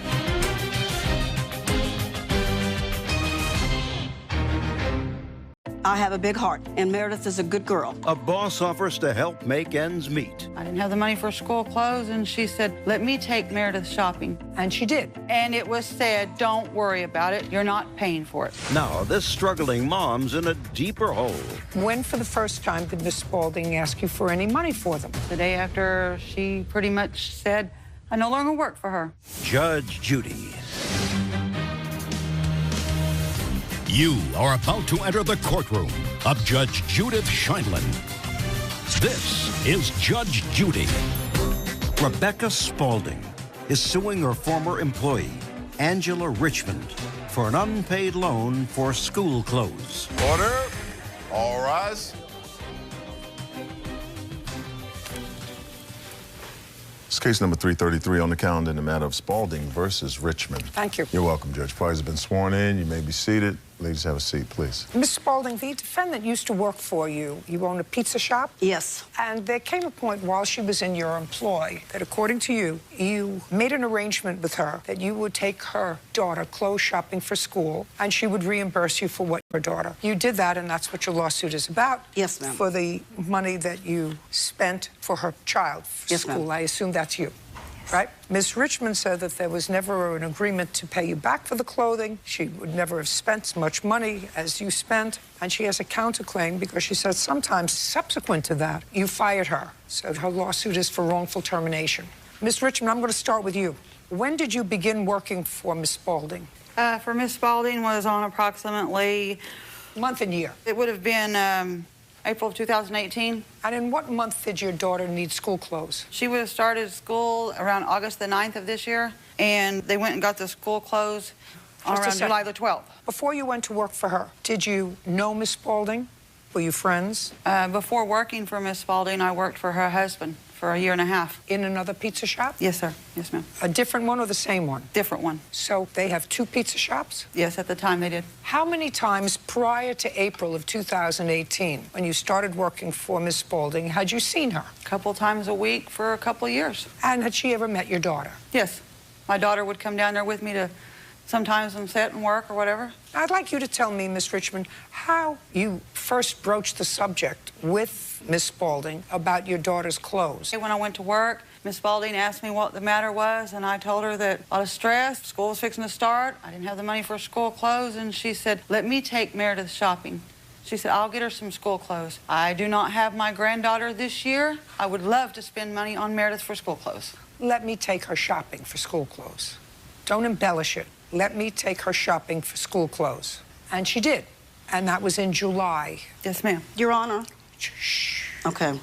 She took your daughter for clothes. Your daughter came home with the clothes? Yes. In July, you saw them all? Yes. When, for the first time, did Miss Spaulding ask you for any money for them? The day after she pretty much said, I no longer work for her. Just a minute. What date was that? August 23rd. Between the time she went shopping in July and August 23rd, had she said anything to you about the money for the school clothes? Anytime anything was said about it, it was, don't worry about it, right? Don't worry about it. No, I want you to tell me what was said. Miss Richmond, don't say don't worry about it. If there was a conversation, I want to hear about it. She took your daughter shopping. Your daughter came home. You saw the clothes. You had to have gone into work the next day and said that it was wonderful. She was very happy. That's what a normal parent would say. I said that those clothes costed way too much money.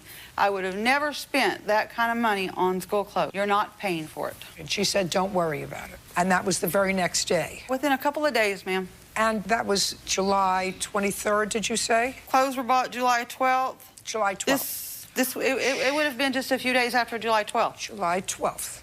Did you get paid between July 12th and August 23rd? Yes. Are you paid weekly? Sometimes weekly, sometimes daily. And when you get paid daily, give me an idea of what you would be paid daily. Approximately $70 to $100, depending on whether I done any deliveries that day. Okay. And between July 12th or 14th and August 23rd, did Miss Spaulding take any money out of your wages? No. Is that correct, Miss Spaulding? That you took no money out of her wages? No. Is that correct? Yes. Despite the fact that you claim she owed you some $600 for the school clothes, correct? Yes. When, for the first time, did you demand that she pay you? When was the first time? First time. Date, and if you have any evidence, I'd like to see it. Yes. I'd like to see. Bring it. No. Does it have a date on it? You have yes, a lot they of do. papers. All these have dates. Okay. When was the first time you asked her for the money? Give me the date. Look there and give me the date. You say that's evidence. Then you're going to show it to me. All right, this is the day that I took her shopping. It was probably 12, 13, 14, 15, maybe the 20th. On the 20th, where you ask her for the money. No. Miss Spaulding, my question is, I'm going to rephrase it, maybe you'll understand it. After you took Miss Richmond's daughter shopping, when for the first time do you have proof that you asked her for the money back? Only proof that I have that I've asked her for. Okay. That's not what I asked you. When for the first time do you have proof that you asked her for the money back? Because now you've paid her over a 6-week period of time and you haven't deducted anything. Instead of giving us 70, 60, or 50 and saying, listen, I'm going to deduct some money for the school clothes that you owe me. So what I want to know is between July 14th and August 23rd, when was the first time that you can prove to me that you asked her for money? There's nothing written down as far as proof as that goes that I asked her for money. Well, then you tell me, when for the first time did you ask her for money? A week after I took her daughter shopping. Then why didn't you take any money out of her pay? I didn't. Why didn't? My question is, why didn't you? You were giving her money. She owed you $600. Yes, because she needed her money for other things. And I'm like, Angie, you can pay me back at $50 a week. And I have witness for that she could pay me back. But I did not take it out of her check because she needed her money. She had to pay me. That's what I thought. I have a big heart. And Meredith is a good girl. And she needed clothes. And I also realized that Angie had other things to do. And I could afford to help her pay it. But I wanted my money back. Okay, I got it. Okay, you have a counterclaim for wrongful termination. Yes, ma'am. Okay. Did she fire you because of your age? No. Did she fire you because of your race? No. Did she fire you because of a physical disability? No. Did she fire you because of religion? No. Did she fire you because of your sexual orientation? No. She fired you because she no longer wanted you to work there. She thought that you had stolen from her. Stolen, no longer doing my job Just performance. a second. Yes, Whatever. ma'am. Oh, stolen, no longer doing your job. She's allowed to do that. It's her place of business. She's allowed to say, you know what, I don't like you anymore. Your presence irritates me for some reason. I don't like the way you dress. I don't like the smell of your cologne. Whatever it is, as long as she's not firing you based upon one of the enumerated things, she's allowed to do that. It's her business. Ma'am, yes. Okay, right? I think you bought her daughter presents. Your case is dismissed. No, I did We're not. done. Parties are excused. You may step out. Well, I think the judge made a good decision and everything. Actually, the reason why I sued Angie is because it was between them two. They went. She said she wanted to buy her school clothes. She made no effort. She made no... I believe they kind of spent that kind of money. Yeah, she did. She said, I would have never spent that kind of money. She did, but... I would have never spent that kind of money on those school clothes. She didn't have decent clothes. And I hate it that it all come to this. There's really no way to protect yourself, you know? Don't get involved with your friendship, boss, mixture, kind of thing like that. It don't mix. They come in with cheap clothing, and when they're there for a few months, they show their true colors. And now, the next case. All parties in the matter of Stein versus Jensen. Step forward. Wendy Stein is suing her grandson's former friend, 20-year-old Dylan Jensen, for damage to a jet ski. Miss Stein, your grandson, I assume that that's this young man. Yes. Invited a friend over to your lake house. You had a couple of jet skis. They were out with friends. They were on your jet skis. It is your claim that Mr. Jensen's actions caused damage to the jet skis. You want him to pay for your insurance deductible. He said the accident wasn't his fault, but I'm sort of confused about some of the math that you did, so I don't understand it. So I have to get back to some numbers. When did you purchase these jet skis? In what year? Let me get my title out, Your Honor.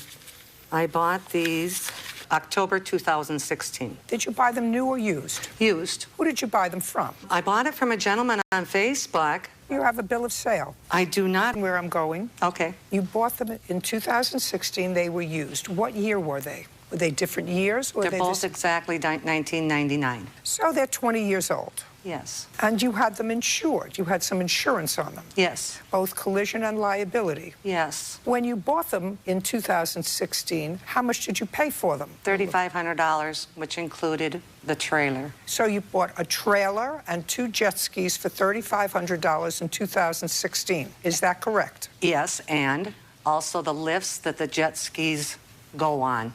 Well, you still have the jet ski lift, and you still have the thing that tows it. Yes. And after this accident, which took place on what date? August 4th this year. The insurance company was going to total the jet skis, according to you. Instead, you said, no, write me a check. So they wrote you a check for how much? They totaled them either way. They wrote you a check for how much? A total of $1,446 was my net amount. And did you use the jet skis in the summer of 2016? All summer until the accident. You used them in 2016. And did you use the jet skis in 2017? Yes. For how many months? Oh, probably 5. In 2016 and 17. This accident happened, you used the jet skis for 2 or 3 months in 2018. Yes. And where are each of the jet skis now? In my garage. So you have possession of them? Yes. And you also have possession of the lift for the jet skis that you purchased? And the other piece of equipment that tows the jet skis? Correct. Now I know where we're at. Okay. Just a second. And you weren't there when this incident happened? Correct. Good. You want to tell me what happened? Yes, Your Honor. We were invited, Austin. You were out playing. How old are you? 20. 17, 18, 19, 20, it's all the same. They're all 6. Go ahead. Your Honor, we were out on the lake. We were enjoying some fun. I've never been on a jet ski before, so it was an experience I wanted to have fun with, something to do. Listen, Dr. Phil may be interested in what you experienced, what you wanted. I, on the other hand, I'm interested in what happened that caused the accident. Judge Judy continues in a moment. The person in the back doesn't steer the jet ski. Yes, Your Honor. Well, you knew that. No, I did not, Your Honor. Do you drive a car? Yes, Your Honor. The passenger doesn't steer the wheel. The person who's in front of the steering wheel steers the car. That's why you call them the driver. Yes, Your Honor. Real cases, real people. Judge Judy. Former friend Dylan Jensen damaged her jet ski during an outing on a lake. You want to tell me what happened? Your Honor, we were out on the lake. We were enjoying some fun. I've never been on a jet ski before, so it was an experience I wanted to have fun with, something to do. Listen, Dr. Phil may be interested in what you experienced, what you wanted. I, on the other hand, I'm interested in what happened that caused the accident. I was stopped in the lake, and as I slowed down the jet skis... driving? Yes, I was steering. You were steering, so you were in the front. I was in the back of the jet ski. A friend was in front, and I was steering. Oh, well, that's stupid. Well, that's stupid. Your Honor, I've never been on a jet ski before. Well, I mean, I was never on a jet ski before a few years ago, and now I like riding on it, but the person who's in the front controls the jet ski. The person who's behind holds on, usually to two little hooks in the life jacket, or more so if you want to cuddle, but the person in the back doesn't steer the jet ski. Yes, Your Honor. Well, you knew that. No, I did not, Your Honor. Do you drive a car? Yes, Your Honor. The passenger doesn't steer the wheel. The person who's in front of the steering wheel steers the car. That's why you call them the driver. Yes, Your Honor. And the other one is a passenger. All right. Listen, I have no sympathy for you, Miss Stein. When you let a 17 or an 18 or a 19 or a 20-year-old kid drive a jet ski, you have... It's a given. All of my grandchildren, every one of them has boat safety under their belt. Well, then it's your fault if you're the grown-up. If you let somebody who has no experience drive your jet ski, and if something happened to him, you would be responsible. I'm just letting you know. Sure, but I didn't know that he wasn't driving. It doesn't matter. Okay. That's your fault. Okay, I don't agree. That's your... I'm telling you, it's your fault. If he had an accident on the jet ski and he was seriously injured, his mother would sue you and win. His girlfriend was in this... Just pay attention to my mouth. Okay. Turn off your mouth. Okay. On with the ears. If he had an accident on a jet ski in your house... Yes. ...and he was hurt badly or worse, his parents would sue you... Correct. ...and they would win. Correct. So it's your fault. What I'm telling you, it's maybe his fault because he's an idiot. But he's an idiot. But when I tell you that when you have a 16, 17, 18, 19-year-old kid out on jet skis, I know, I just came from a vacation with my grandchildren, they all act like idiots. Yes, yes. Even some of them who are 50 act like idiots. Yes. So the reason I asked you all those questions about finances is you came out ahead of the game on this one. Judge Judy continues in a moment.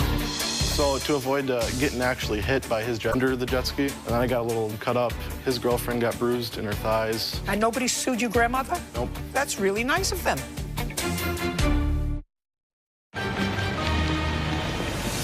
Real cases, real people. Judge Judy.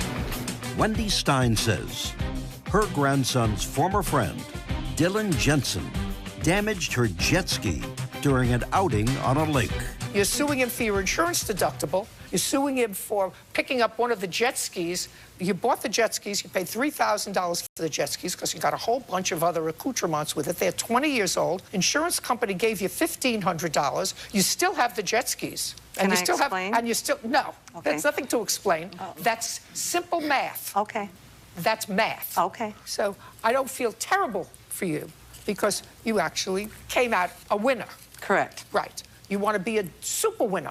Well, I pay insurance premiums. So you want to have jet skis and teenage grandchildren driving them? You pay premiums. You have a house at the lake. You have homeowners insurance. Then you pay premiums on a jet ski. Sure. And if the insurance company says, do you have jet skis, they're going to increase your insurance. Yes. Of course. I know. Been there. Mm-hmm. But you see, if I had one of my grandchildren who had a friend over and they ended causing an accident, I wouldn't sue them.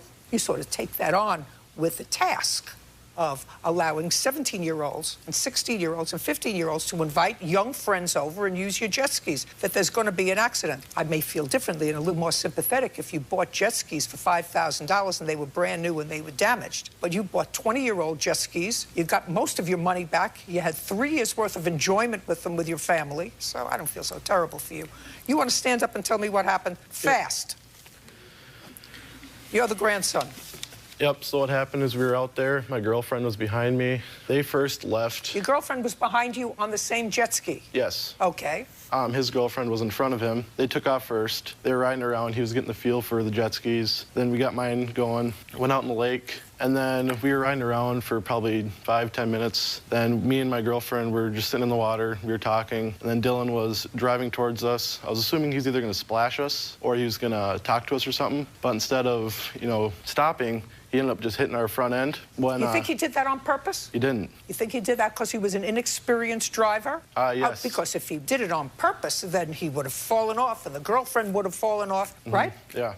So to avoid getting actually hit by his jet ski, I lifted up the front end, which is why the damage is under the jet. We got hit from behind under, and then his nose crunched into our bottom. And then I got a little cut up. His girlfriend got bruised in her thighs from the impact. Made sure everyone was okay. We went back. And nobody sued your grandmother? Nope. That's really nice. Judge Judy continues in a moment. Want justice? Go to judgejudy.com. Like us on Facebook and follow us on Twitter.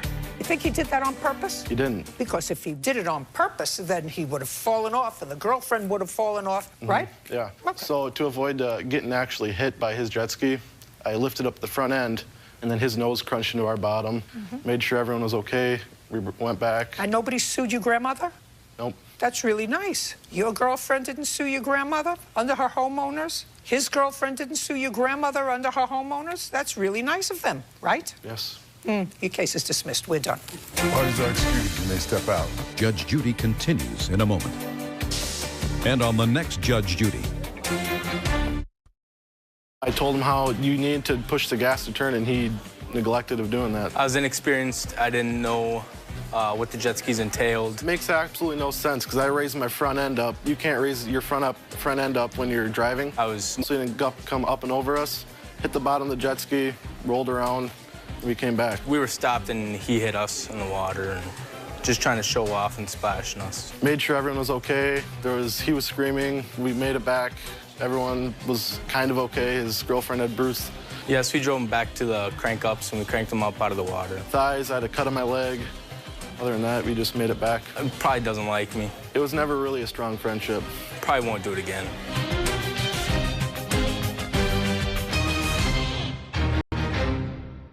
She was more responsible. Because now she's acting like an idiot. Did she ever give you this attitude, or is it just me? Judge, it has to just be you. No cares after crashing Grandma's car. The accident was clearly her fault. Right. I wouldn't let her drive a scooter. What? I don't believe that it was my fault. I don't care what you believe. What you believe is totally irrelevant to me. Judge Judy. You are about to enter the courtroom of Judge Judith Scheindlin. This is Judge Judy. Ronelle Hector is suing her granddaughter, 19-year-old DeJean Hector, for damaging her car when she had an accident on the freeway. Order.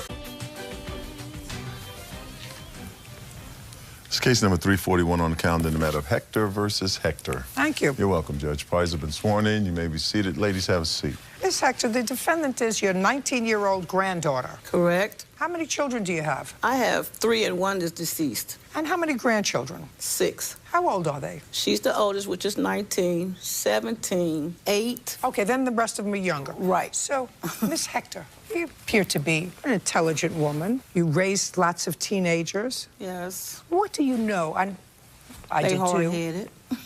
They are hard-headed. When did they lie? Ooh. Let's see. I want to say around 13, 14. I would say that that's probably about right. And I sometimes say, you know a teenager is lying when their mouths are moving. You're right. So this is what your case is about. Right. There's only one attitude here. Stand up. Your granddaughter was driving your car. Correct. And she had certain rules if she was going to be using your car that you Correct. gave her. Correct.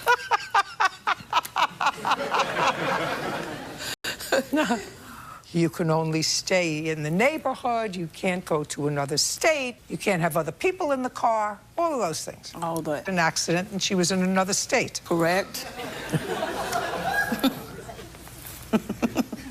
Glad she's still here with us. Did she hurt anybody? No, thankful. That was my first thought. Are you all right? Do you know if she had kids in the car and if any of them were hurt, they would have sued you? Yes. And they would have won. Yeah. And they would have won because you gave permission to your granddaughter to drive your car. Now, if she's irresponsible, that's your fault. Yeah. Because you gave permission to an irresponsible driver to drive your car. So the passengers in the car, who probably knew they weren't even supposed to be in the car, could have sued you successfully if they were hurt. Not to mention, if she was in an accident and she hurt somebody else, they sure would have sued you. What did I tell you about attitudes? Put your hands at your sides like this. Down. Perfect. Stand up straight. Great. Better.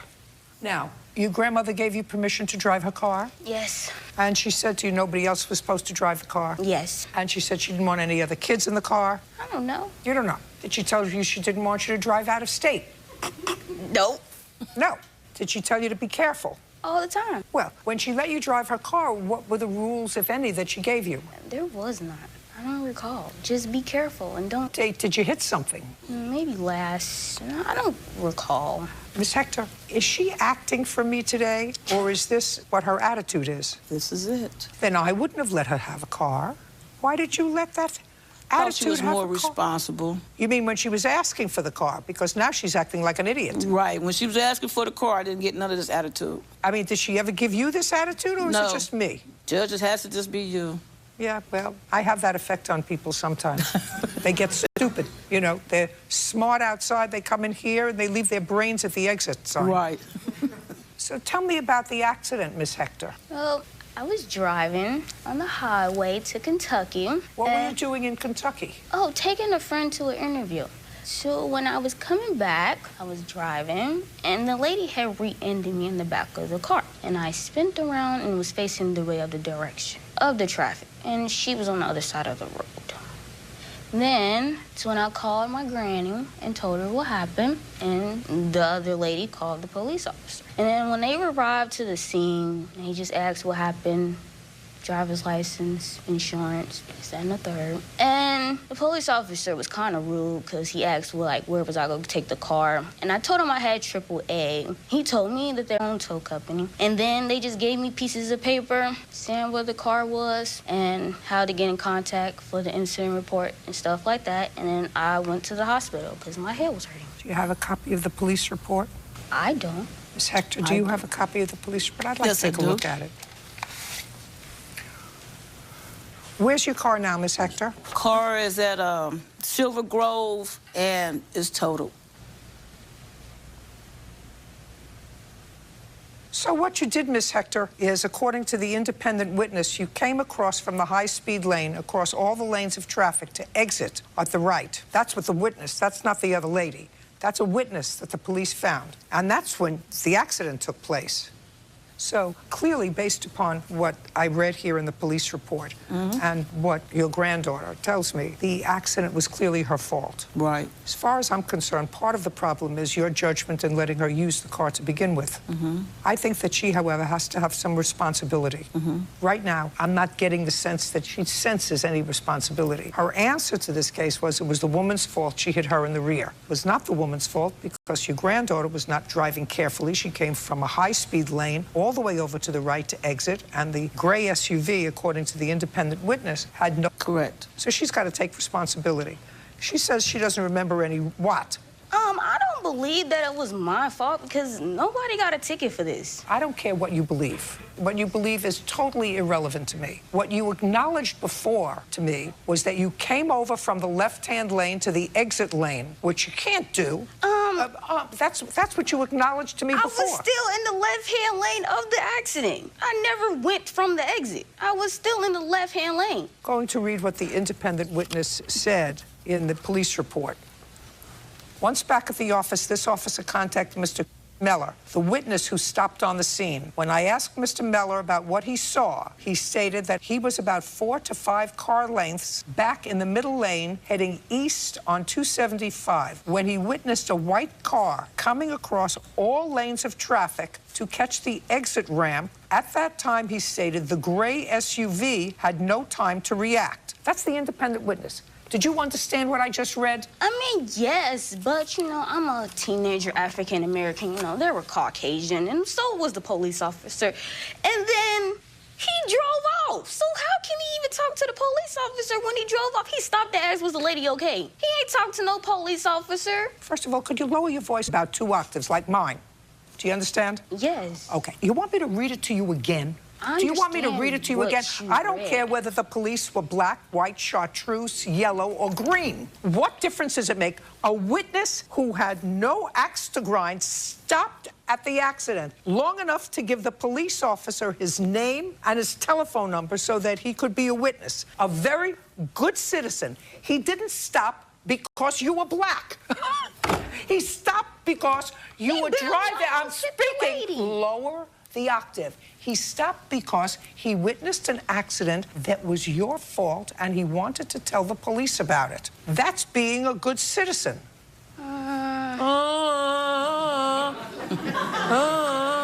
Miss Hector, stay in school as long as you can. Boy. Judgment for the plaintiff for the amount of $1,250. Half of it is your fault. I wouldn't let her drive a scooter. Why is that excuse? You may step out. I really agree with Judge Judy. It is my fault. I don't think it was right. I should have thought more better on my granddaughter. I don't think it's right to sue anybody in the family. No, I haven't heard her say I'm sorry, Granny, not one time. Yes, I did. I apologize. I'm just glad we had this experience to come and... And now, the next case.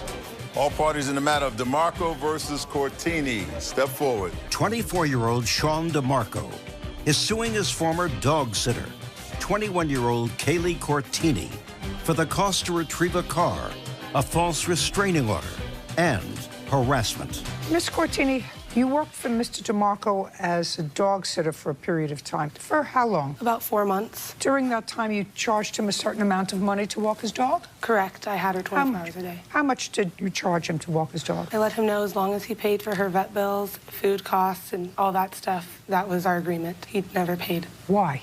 I asked him several times. He had said that he was broke and trying to get into a house because he was currently living in a hotel. I had her 24 hours a day. Where were you living? In Woodland Hills. With whom? My grandmother. Is what you're telling me you kept the dog at your grandmother's house? Yes. He didn't keep the dog at his house? No, Your Honor. Is that right? That is true. How did you meet Miss Cortini? Your Honor, Miss Cortini volunteered to... I asked you a question. How did you meet Miss Cortini? I had posted an ad on Craigslist stating that I would pay for my... Okay. How did you meet him? He had posted an ad on Craigslist. I responded. That said what? He was looking for a dog sitter. What kind of a dog it was? Yes, Your Honor. What kind of a dog? A golden retriever. How old? He said 2 years old. So he said he was homeless, didn't want to take the dog to a shelter. He would pay for food, etc. If somebody would take the dog while he was looking for a home. Is that what the idea of Yes, the Your breaks? Why in the world would you answer that ad? I wish I didn't. And you kept the dog with you for 4 months? Correct, Your Honor. What were you doing during those 4 months, Mr. DeMarco? I was looking for housing. I am here today over Miss Cortini's stealing my... I don't care what you're here for today. I'm getting a whole different feel for this case than when I first read your complaint, sir. So Miss Cortini took care of your dog for 4 months, and you didn't pay her at all? Is not an answer. The answer is no. She never asked to be paid. She volunteered. Are you listening to what I'm saying to you? Miss Cortini was a stranger to you, took care of your dog for 4 months, and you didn't pay her. Correct. Good. Slightly different story from what I read in your complaint, sir, which suggested that she was your dog sitter, which suggests to one that I have a dog and somebody comes in maybe once a day to sit with my dog or takes it out for a walk twice a day. But in this case, Miss Cortini took the dog of a stranger and took care of it. And you did nothing while you were homeless, but you had a car. Your Honor, I did try and get the dog back, but the police on several occasions... Mr. DeMarco, was that before or after the car? It was after she stole the vehicle. Oh, okay. I'm not interested. She stole the vehicle on... Listen to me, sir. I'm going to tell this story now because the complaint that you wrote was very, very one-sided. Now, I'm getting a different impression of the case, so I'm going to explore it. Judge Judy continues in a moment.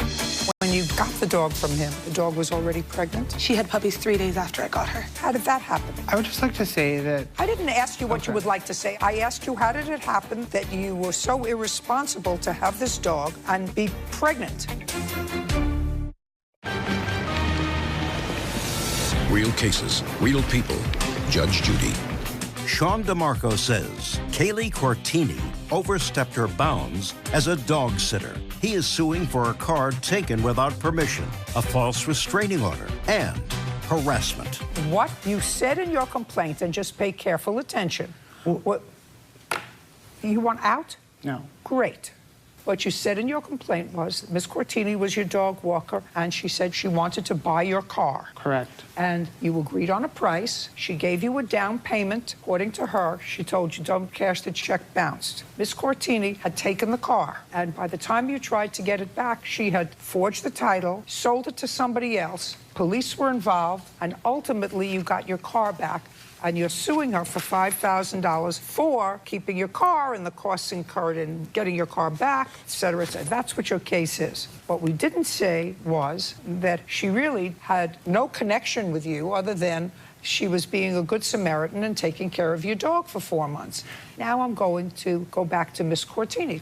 There came a time when you made an arrangement with him to purchase his car. Yes, Your Honor. And that car was an Audi A6. For how much? $800. That was the total purchase price? Yes, it had a bad motor, so it was on its last leg. What year Audi? I believe it was 2013. Nobody buys an Audi for $800. Correct. So I want you to understand, I don't buy that. He did owe me, you know, part of the agreement was he owed me so much money for taking care of his dog. It was kind of a compromise. So now let's go back.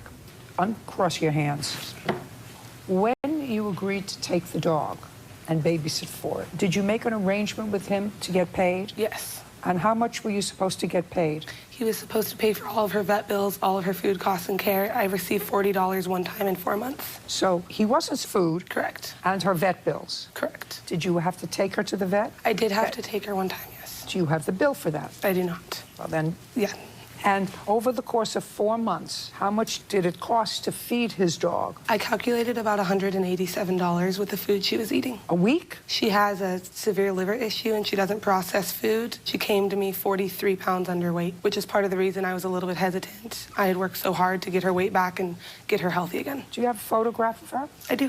I'd like to take a look at it. Sorry, sir. 1 second. Your Honor. I'm not at you yet. Judge Judy continues in a moment. She hasn't given me the dog or the puppies because she's not giving me the dogs back because she got mad because I'm suing her over the car. And she didn't tell you that part. She's leaving that out. I wouldn't give you your dog back.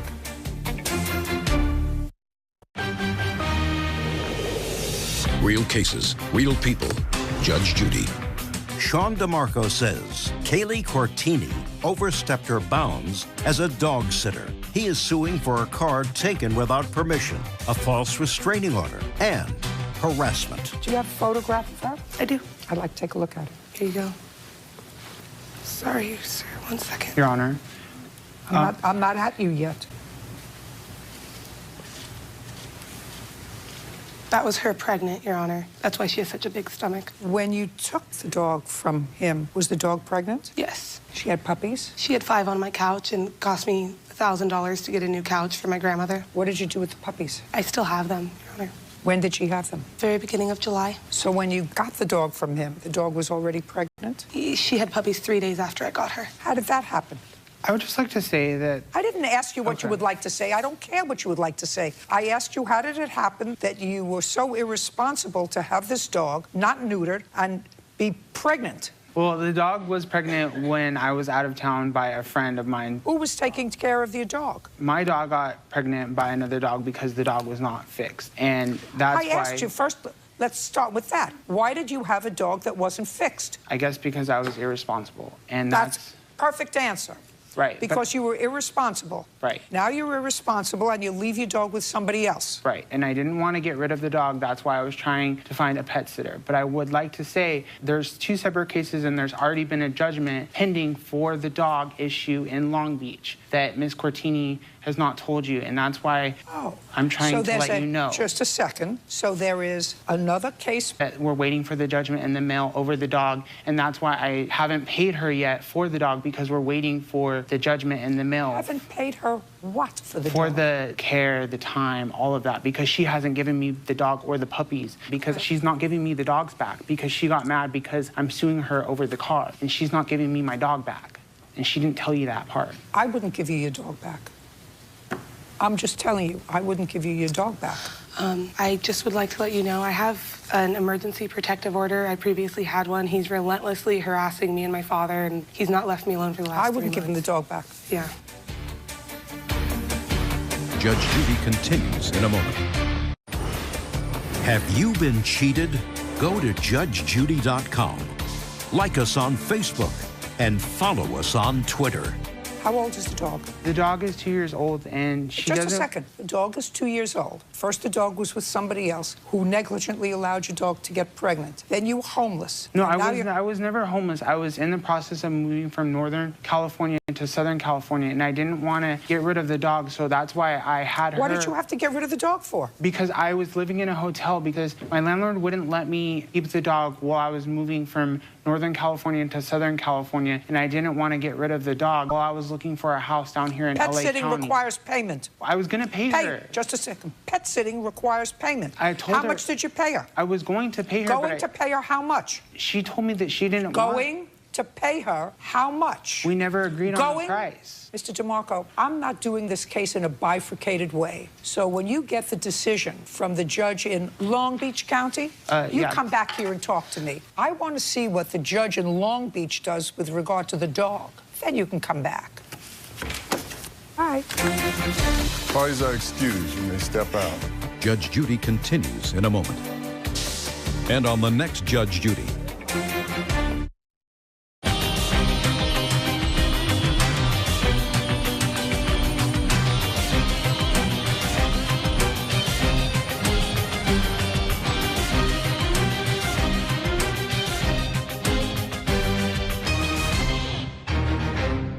Serious threats made over a man. Do not contact him again. You do it, and I promise you, I will put you under. Nice. Who has the boyfriend now? Nobody. Probably better. But can she move on from her anger? What's wrong with you? She was sending around 50 messages to Joey. Who cares about Joey? Even you don't care about Joey. Judge Judy. You are about to enter the courtroom of Judge Judith Scheindlin. This is Judge Judy. Jennifer Bremer is suing her ex-boyfriend's ex-girlfriend, Cassie Mann, for vandalism to her car, harassment, and stalking. Order. All rise.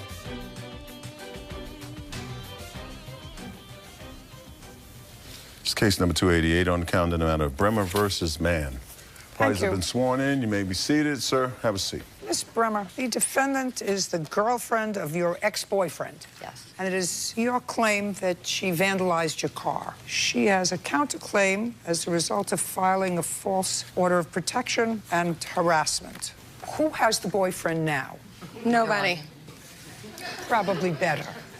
When is it that you allege that the defendant vandalized your car? The first incident was July 11th. Were there any witnesses?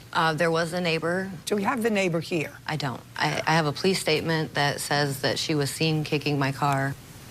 Witness. When was the next incident? August 16th. Of this year? 2017. Any witnesses to that? And when the police got there, the back of my car was keyed. August 16th. Ms. Mann, were you on her property on August 16th? Was that what the police report is going to show? The police report on August 16th. August 16th.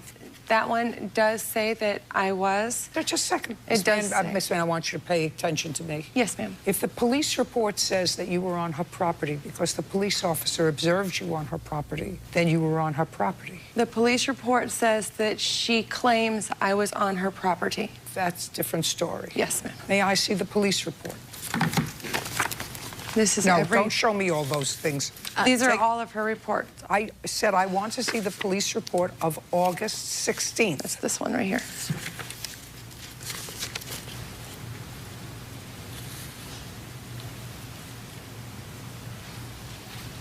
Miss Mann, do you have a protective order against Miss Bremer? No, I do not. I have one that I filed. No, the answer is no. No. Do you have an estimate to repair the keyed car that was keyed on the 16th? Yes. I'd like to take a look at it.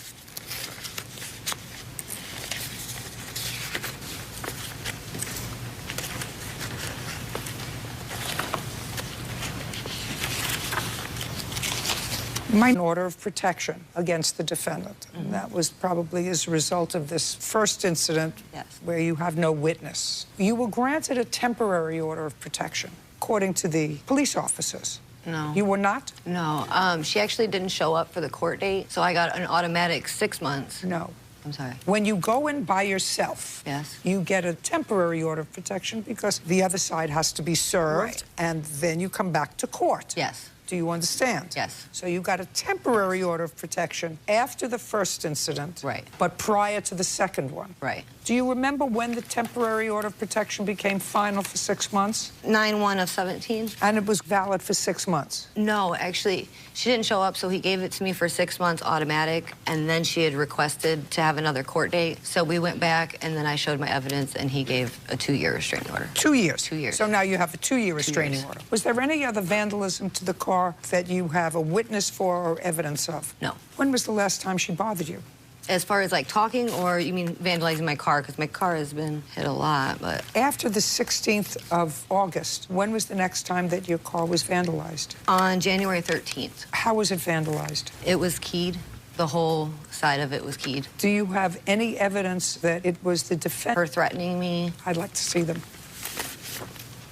I also have a voicemail that she left me where she threatened me. I'd like to hear that, too. Okay. Yeah, this is Cassie, and I can't I'm just calling about the absurd amount of voicemails you left on my fiance's messages, and I'm letting you know you have one warning. If you do not stop and knock it off right now, you and I are going to have some massive problems. I am warning you, and like I said, this is your one and only warning. I will not play these games. I've heard all of the messages. You're done. Do not contact him again. You have my phone number now. You have something to say, you contact me. Contact me all you want, and you and I can have as many words as you want to have. Do not contact him again. You understand me? You do it, and I promise you, I will put you under. I guarantee it. You do not know who you are messing with. I promise you don't know who you're messing with. You don't know who I know. You don't know what I can do. You don't know who you're with. Back the off. Nice. Am What? I allowed to say anything yet? Not yet. Okay. So far, if you're an idiot. I am. No, it was foolish. Yeah. Yeah. Well, I mean, a real idiot. Tell you what, let me find out you contact him again. I have enough friends in really high places. Whatever happens to you will be on you. I know your vehicle. I know where you live. I know where you work, your illegal activities, who you hang out with. So keep going. I'm not threatening you. I'm warning you. I'm promising you. What's wrong with you? Because right after that was said that I was filing a restraining order. That was what was left out of that report. You were filing a restraining order for what? All of the harassment. She had left me 36 hours worth of messages. Oh, I'd like to see them. I have a good handful of messages for you. At the same time that she was, at the exact same time of that, she was also sending around 50 messages to Joey. I don't care about Joey. Okay. Who cares about Joey? Even you don't care about Joey. I know. She doesn't care about Joey. Joe doesn't care about you. Then... Can I just see what she was sending you that inspired this? Because so far I don't hear about any complaints about you, only about her contacting Joey. Yes. Are you talking back and forth to her? You're responding to her. You're having a conversation with her. The whole thing initiated with... You're having conversations with her. Am I incorrect? By that point, yes. Who cares? I had responded, yes. You're having conversations with her. What you're a paralegal? I was for 7 years up until this happened. Well, what happened to you? You were a paralegal. What happened to that? All of the false reports and the one that's invasion of privacy and the final order of protection for 2 years. Yes. That's after a trial. There was no... Oh, yes, there was. There had to have been a trial. Right. Because you asked to reopen the default. She was given an order of protection for 6 months. Correct. Because you didn't show up. Correct. You came in, you showed up, you asked to vacate the default because of some mistake, right? Yes. I'm telling the story because I lived it. Right. And you came in, and then the judge conducted a hearing. Eventually, maybe not the same day that you asked to vacate the default, there was a hearing. The judge took evidence, took testimony from her, took testimony from you, granted her a 2-year order of protection, not a 6-month order of protection, but a 2-year order of protection. Didn't give you an order of protection. Correct. No, the first time or the second time. Didn't give you an order of protection. I was in a different county, but my county is different than LaPorte County. Okay. So, judgment for the plaintiff in the amount of $5,000. Your counterclaim's dismissed. We're done. Parties are excused. You may step out. This has been very horrible. I hope that I finally start getting harassed. I have nothing to say. Because it's been going on for a long time, and I'm just happy that my car is going to be taken care of. I'd like to go. I hope she never contacts me again and leaves me alone forever. And now, the next case. All parties in the matter of Bailey versus Burkholder. Step forward. Evelyn Bailey is suing her daughter, Dawn Burkholder, for the unpaid balance on a car and pain and suffering. Miss Bailey, this is your daughter. Yes. And there came a time when your daughter needed a car. She didn't have sufficient credit to get one on her own. You would agree with that? Yes, ma'am. And your mother co-signed for a car for you. Did she co-sign, or was the loan in her name? She co-signed for me, Your Honor. When did she do that? In March of 2017. And it was clear that it was your car. Yes. You returned the car to her. On what date? April or May of 2018, Your Honor. And the car was given back to the bank. It was sold. There was a shortfall. And that's what your mother is suing for. She's suing for the difference that she still owes the bank on this car that was clearly your car. Right. That's the facts of the case. Relatively simple. So I would like you to tell me what were the circumstances surrounding you returning the car to your mother? Constantly being told when she was mad at my husband to return the car, or I was making every payment every month. I was never late. Judge, if you would ever said that, ever. Just never, ever said that. Just a second. Is there any issue that your daughter was making payments faithfully on the car? Not to my knowledge. There was never an issue? No. Okay. So now she's got a car, she's making payments on the car, and for some reason, she drops the car off at your house and says, I don't want it anymore. And that happened after you had the car for a year. Yes. How much were the car payments on the car? They were $245 a month. And how much was the car originally? With everything that I had added onto it, I believe it was like $16,000. And was there a down payment put on the car? Yes, ma'am. How much? $1,500. Who put down the down payment? I did. So not only did you have the down payment invested in it, but you also had the $245 a month that you had been paying faithfully, that everybody agrees. Yes. So there has to be some reason that you had this car. There was nothing wrong with it. Now, I want you to tell me conversation that you had with her mother, when you had the conversation, where you were, when they started. She would let me know that my husband had to be put on the insurance, which I had. She wasn't happy about him driving the vehicle. I don't care whether she was happy or not. Right. I don't know when the conversations were, Your Honor. I don't have a very good memory, but she was basically saying that, you know, she would get mad at my husband and spoken. I'm not sure. Sometimes it was He rubs her the wrong way. Right. Whatever. You rubbed her the wrong way. And it was return the car and then not return the car. When did she tell you to return the car? A couple months after my husband and I got married. Okay, but you didn't? No, because then she would say, well, you know, don't return the car. It was a back and forth thing, and it caused problems between my husband and I. We had to go to counseling. I finally got to the point where, you know, I'm just going to return the car and wash my hands of it. Okay. Judge Judy continues in a moment. What were the allegations in the restraining order? Harassment. Harassment is a loose term. I get harassed every day. Fortunately, they pay me for it. Coming into my job every day, talking about my husband. What's the problem?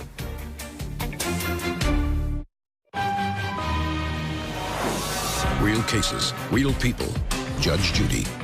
Evelyn Bailey says her daughter, Dawn Burkholder, abandoned a car that was in her name. Dawn is countersuing for harassment and violating a restraining order. Now, there's something to suggest in here that you requested a protective order against your mother. Yes, Your Honor. When was that? That was October 2017. Was the first one. Was there a trial on that case? No, Your Honor. What happened with that case? With this, it's just a serve. a restraining order. If she wanted to contest it, then we would go to trial so she can contest the restraining order. Just a second. Did you consent to a restraining order? Yes, I consented to it. You consented to it? Well, I accepted it. The judge said, do you want to have a trial on this restraining order or not? You said, I consent to it.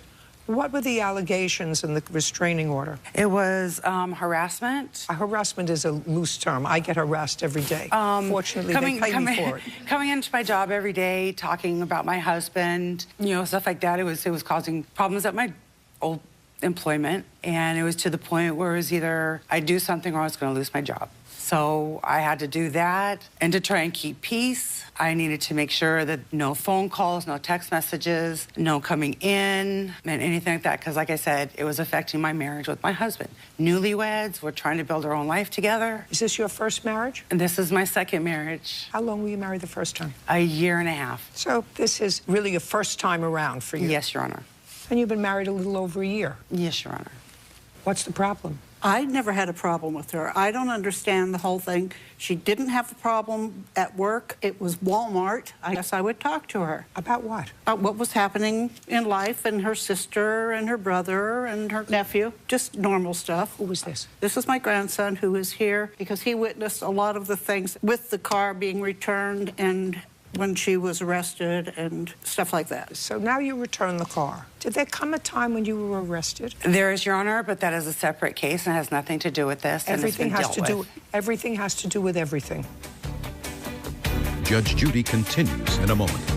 By returning the car, you clearly understood that there was going to be a shortfall on the car. I mean, you're a grown-up. You know that you at least owe on the car. Yes, Your Honor. Right? Well, who did you expect to pay that? Real cases, real people. Judge Judy. Evelyn Bailey says her daughter, Dawn Burkholder, abandoned a car that was in her name. Dawn is countersuing for harassment and violating a restraining order. In what month and year were you arrested? June of 2018, Your Honor. Did that arrest have anything to do with your mother or the car? No, Your Honor. Was it a familial matter? Between my husband and I. Was it a domestic case with regard to you and your husband? Yes, Your Honor. How has it been resolved? Was there a dismissal? Was there a plea? Or was there a trial? There was a trial, and it was ultimately dismissed. It was dismissed after trial? Yes. You were the defendant in that case? Yes, Your Honor. Was there any time that you spent in jail on that case subsequent to your arrest? No, Your Honor. And the car was returned in April or May, is that correct? When was it returned? But I never asked for her to return. Just a second. The car was returned in April or May. It was returned May 10th.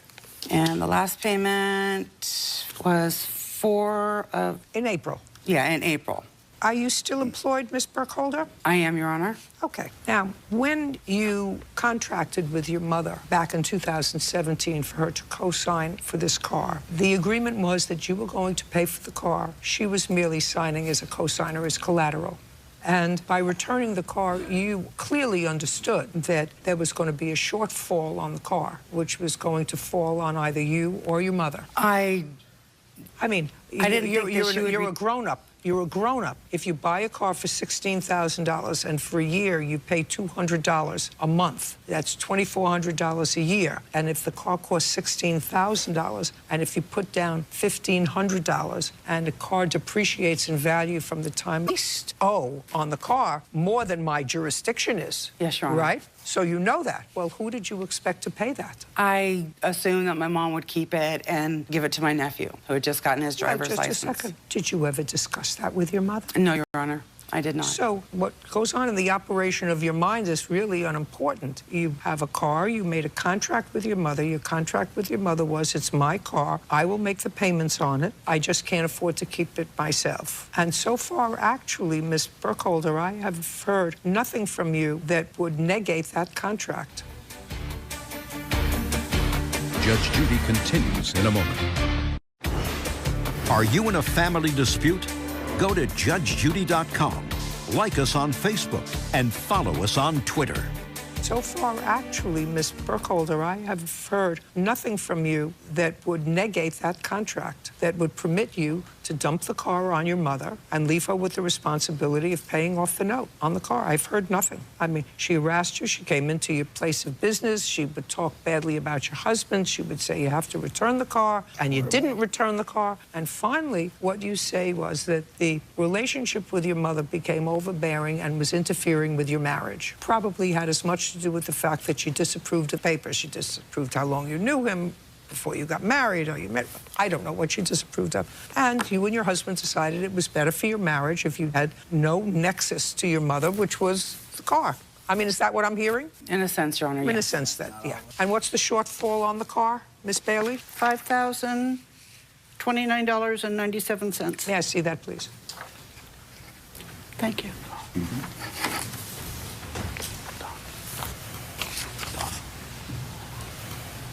Yeah. Judgment for the plaintiff in the amount of $5,000. What about my countersuit, Your Honor? It's dismissed. Thank you. Parties are excused. You may step out. Judge Judy continues in a moment. And on the next Judge Judy. I am so glad I could not afford to. Basically, it is what it is. It's done and over with. Take on that responsibility, and I'm glad she saw it my way. Now my husband and I can just... The final straw was her serving me with a second restraining order. do what we need to do and not have anything to do with my family. I hope that she learns to take more responsibility on her own life. It's time to go separate ways. And maybe contact her family, because she has no contact with anybody now. A pet sitter's struggle. I would not give him back the dog that he hasn't had for a year. She's terrified of him. Listen to me. I'm terrified of him. Is he unfit to be a dog owner? It's imperative that you see this before you read that. Absolutely. Before I read it? I have a lot of respect for you, and I really need you to read this. Don't say anything else that's going to irritate me, Mr. DeMarco. Judge Judy. You are about to enter the courtroom of Judge Judith Scheindlin. This is Judge Judy.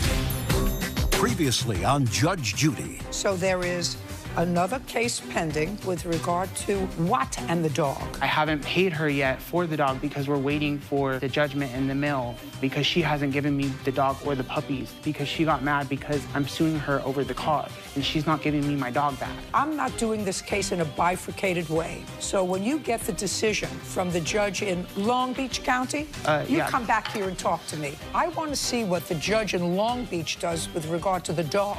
Then you can come back. In a case continued from yesterday, 24-year-old Sean DeMarco is suing his former dog sitter, 21-year-old Kaylee Cortini, restraining order and harassment.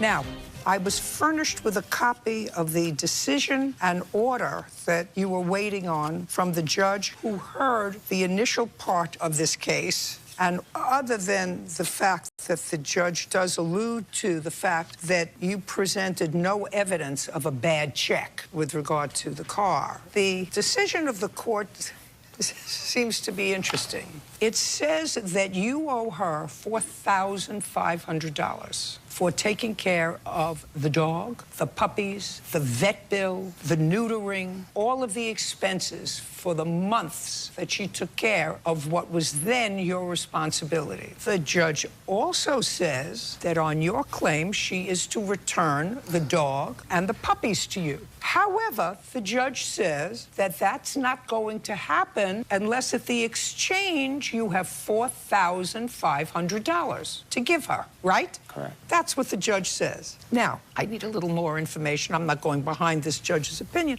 I just want to know, you said the dog is 2 years old. Now, the dog has been with her since June. June, correct. June, July, August, September, October, November. So the dog's been with her for 6 months. Now, the dog came to her pregnant. The gestation period, she says the dog gave birth to puppies 3 days after it arrived, which means it had been with your friend or whoever was taking care of the dog irresponsibly for at least 2 months, because you said that you weren't there when whoever was watching the dog let the dog get pregnant. That's what you told me 2 weeks ago, correct? No, my dog was just there while I was out of town. For how long? Like the weekend, just temporarily. Where were you out of town? I was out of town like a few hours away. They were just watching the dog. You know that I don't believe you.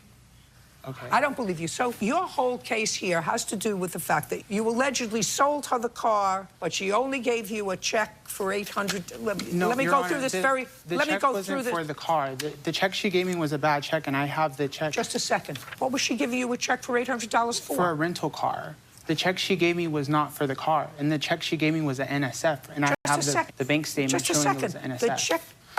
The check she gave you was for a rental car? Right. Explain that to me. So the check she gave me was for a Midway rental car. She never gave me any money for the car. Just a second. Mr. DeMarco, pay careful attention to me, sir. She got possession of your car. You don't claim that she got possession of your car illegally because you didn't report that she stole your car the day she took possession of it. A month. Just... Car report, she never paid me for the car. No. Mr. DeMarco, on what date did she originally take possession of the car? July 30th. And on what date is the check written? The check was written on July 30th also, I believe. So she took possession of the car on July 30th and gave you a check on July 30th. Right, and there was also a rental car on July 30th. For whom? I rented a car for her also in both of our names. Just a second. Is she listed as the driver? Yes, both of us. She didn't have a credit card, so she asked me to rent it in both of our names because she was watching the dog. Is that what happened? No, Your Honor. Yes, I have the rental car in both of our names. If you would like to see it, no, bailiff, can you take it? Not interested. Now, I want you to tell me about this rental car. He rented it for himself. The car that he did sell me has been in 5 accidents and had 16 minor repairs. And it has also went through 6 owners, so the car wasn't even running well. Why would he list you as a driver on a rental car agreement? I'm not sure. Okay. Now, on what date did you report the car stolen? Is not an answer. She took the car without your permission on July 30th. You rented a car on July 30th. On what date did you report the car stolen? You have a stolen car report. I was actually out of the country. I was out of the country, so I had to file it. On the 30th. I think it was August 1st. Let me pull up the police report. Here's the police report. Dated. I brought my flight ticket also to prove to you that I was out of the country. I don't care if you were out of the country. July 30th, she gave you a check for $800. You say she stole the car on July 30th. I was trying to get the car back from her, though. Don't tell me a story, sir. Okay. If somebody stole my car on July 30th, I would report the car stolen on July 30th. Your Honor, don't give me a but. What date did you report the car stolen? On August 12th, but she got she got an emergency protective order against me, so I wasn't able to try and get the car back. Mr. DeMarco, I want you to listen to me carefully, sir. You're not stupid, and you may have pulled the wool with this dumb act with somebody else. You're not doing it with me. If somebody steals my car on July 30th, I report it stolen on July 30th. And the fact that she gets a restraining order against you doesn't impact the fact that you report the car stolen on the day it was stolen. On what date did you try to cash the check? On what date did you try to cash the check?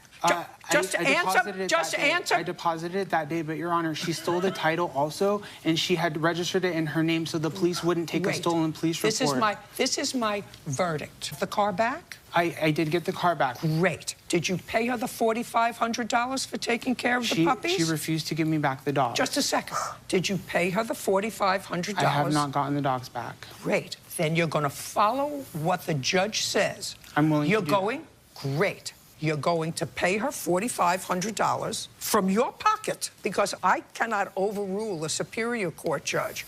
Now, I could make a settlement with you if you both agree, because in here that sort of gives some latitude to the two of you to resolve it. I'm speaking. I know. I just want to say one thing. You can say whatever you want. I'm not asking for anything for the car. I could have reported this to the insurance, but I didn't want to claim on my insurance. I'm just asking for the impound fees and the expense that I incurred because... I'm not giving it to you. Okay. When you give her $4,500, consider yourself... Yeah, I'm willing to Just do a second. that. When you give her the $4,500, you get your dogs back. According to this, you say to the judge that the dogs that she took care of... Hey, I'm speaking. That the dogs that she took care of, 5 of them, are worth $2,000 apiece. No, that's what you said. $1,000. All righty, let's see. Maybe I'm wrong. DeMarco testified he wants the 5 dogs or the value, not 1,000. That's what the judge says. The judge is lying? Well, I said they're around 1,000 to 2,000. but... Got it? Zippity-doo-dah. When you come up with $4,500, which I would like to see, because actually, Miss Cortini, I would not give him back the dogs. If I were making the decision, actually. I would not give him back the dog that he hasn't had for a year. She's terrified of him. Listen to me. I'm I'm terrified of him. What I'm telling you is, I would have ruled differently in this case. I'm not the judge in this case. I'm out. If I'm not the judge in this case, I wouldn't have given him the puppies back. I wouldn't have given him the dog back. You have this order, but this order says that until he comes up with almost $5 grand, he doesn't get the dogs. Thank you. So if he's got the money, terrific. What? About the tolls, I don't think she has the he dogs. got the car back and then racked up several toll bills. She needs to report it to the toll that she doesn't have the car. I did. I have. Then report it that you didn't have the car. Simple.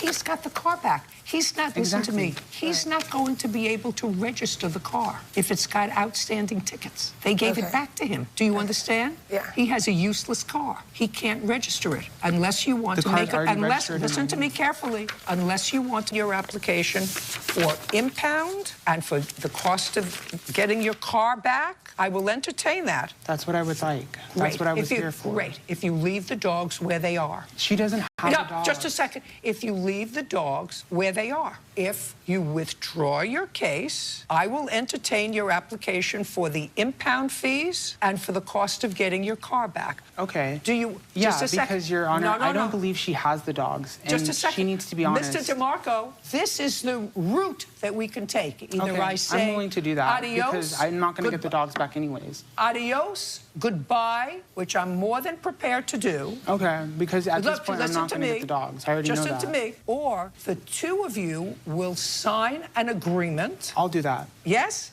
Good. I'm going to recall the case once you sign the agreement. Then I'm going to look at your impound fees. I'm going to look at the bills that you have from a person that you got to repossess the car. Okay. And then Miss Cortini gets to keep the puppies and the dog. Do you understand? I appreciate First sign it, then I'll hear you. Can I say one last thing? Can I give her a hug? Sign it. I could hug you right now. If you were right here, I would give you a hug right now. Can I say one thing, though? I seriously... I would like for her to dismiss the protective order because I... Oh, no, I don't deal with protective orders. Listen to me. Just stand. Don't waste my time. Okay. Are you going to... Great. She doesn't have the dogs We'll be back anyway. here in 5 minutes. Great. Pardon are excused. This will be recalled. Judge Judy continues in a moment. Was there any money exchanged between you and the friend for that car? He wasn't willing to pay me money until I put the repairs that the car needed. There was money. There was $6,000. She sold the car to someone for $6,000. I would like to see proof of that. Real cases, real people. Judge Judy. Sean DeMarco has accused his former dog sitter, Kaylee Cortini, of taking a car without permission, filing a false restraining order, and harassment. Order.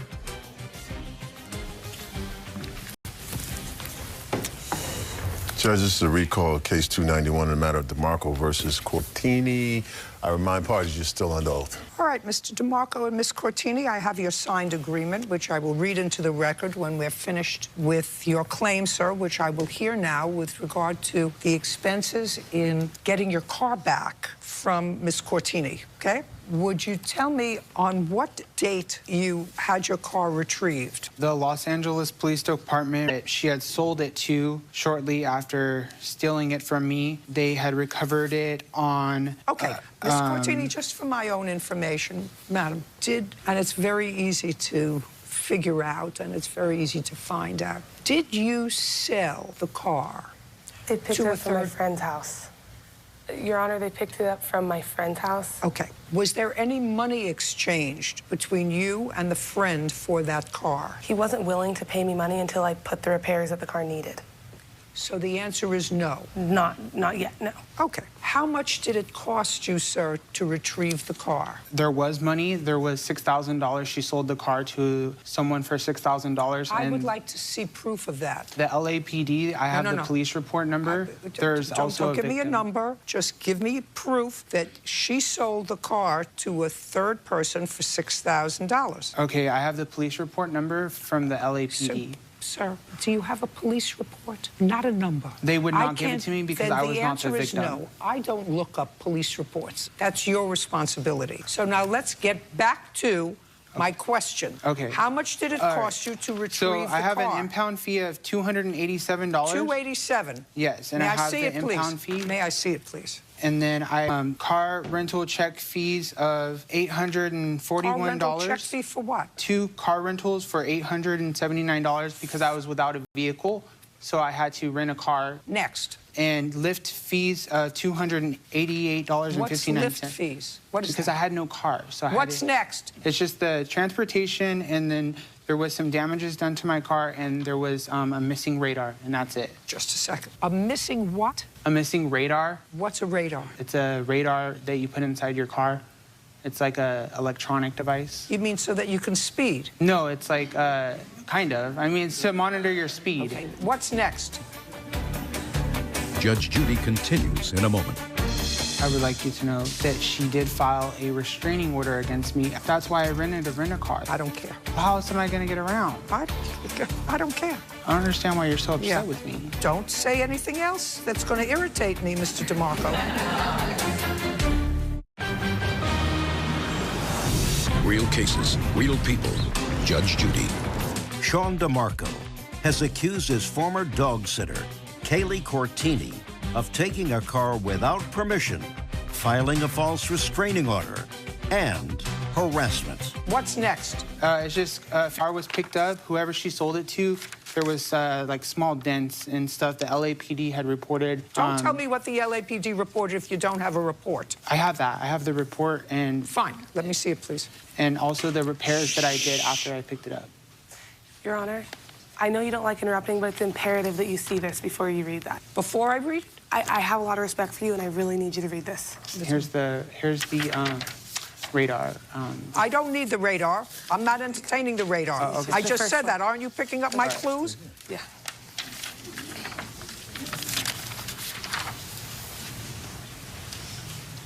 What is this? Him saying that this is all a game to him. This whole entire thing is a game to him. This horror and torture is a game. What exactly? It's not a game. It's not. Okay. Fine. $287 to retrieve the car. Now, Mr. DeMarco, I want you to understand very carefully, sir, that what I didn't say to you was I was going to entertain anything other than cost of you getting the car back and the impound fees. So far, what you've given me is $287. This $1,500 bill that you presented me with shows what apparently is dings and dents on a car. I don't know what was know this, that when they pick up a car and they take it to impound and it's towed, usually a car suffers some sort of damage. So for that, sir, I'm going to give you $250, even though I didn't say I would. Do you understand? Mm-hmm. Fine. Don't say anything else that's going to irritate me, Mr. DeMarco.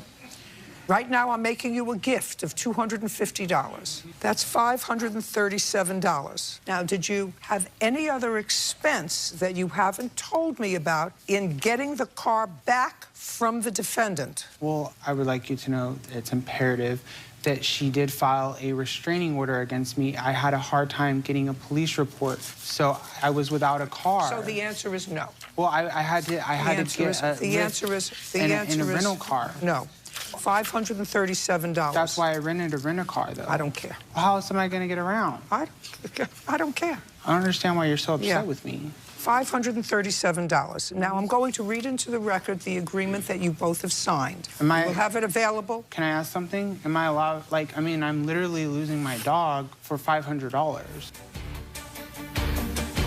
Judge Judy continues in a moment. Want justice? Go to judgejudy.com. Like us. Now, in the matter of Sean DeMarco versus Kaylee Cortini, Sean DeMarco agrees to withdraw his claim for money owed for the costs incurred from retrieving a car taken without permission and damages, plus punitive damages for filing a false restraining order and harassment. Sean DeMarco agrees to allow the arbitrator to decide the claim for impound fees and the cost of getting the car back. In the matter of Kaylee Cortini versus Sean DeMarco, docket number 1HCHSC02549, which is the decision of the Honorable Douglas Kelly Cortini agrees to withdraw her claim from money owed for toll charges, car registration, and punitive damages for harassment. Pursuant to the decision by the Honorable Douglas dated November 8th, the parties have agreed and stipulate as follows in this signed agreement. Sean DeMarco agrees to relinquish any claim to the golden retriever and the 4 golden doodle puppies now in Kelly Cortini's possession. Kelly Cortini agrees to relinquish any claim to the $4,502 for expenses incurred for the dogs plus costs. It is both signed this 27th day of November 2018. That is so ordered. We're done. Thank you very much. Pleasure excused. You may step out. Judge Judy continues in a moment. And Probably after the 5th time he showed up banging on my door. Maybe about the 7th time he drove past my house screaming at me. I don't think it was very fair. I had an emergency protective order against him. I had to change the locks. And I don't think it was very fair. I had to take several measures. And I'm done. He's crazy. He's mentally ill. He's crazy.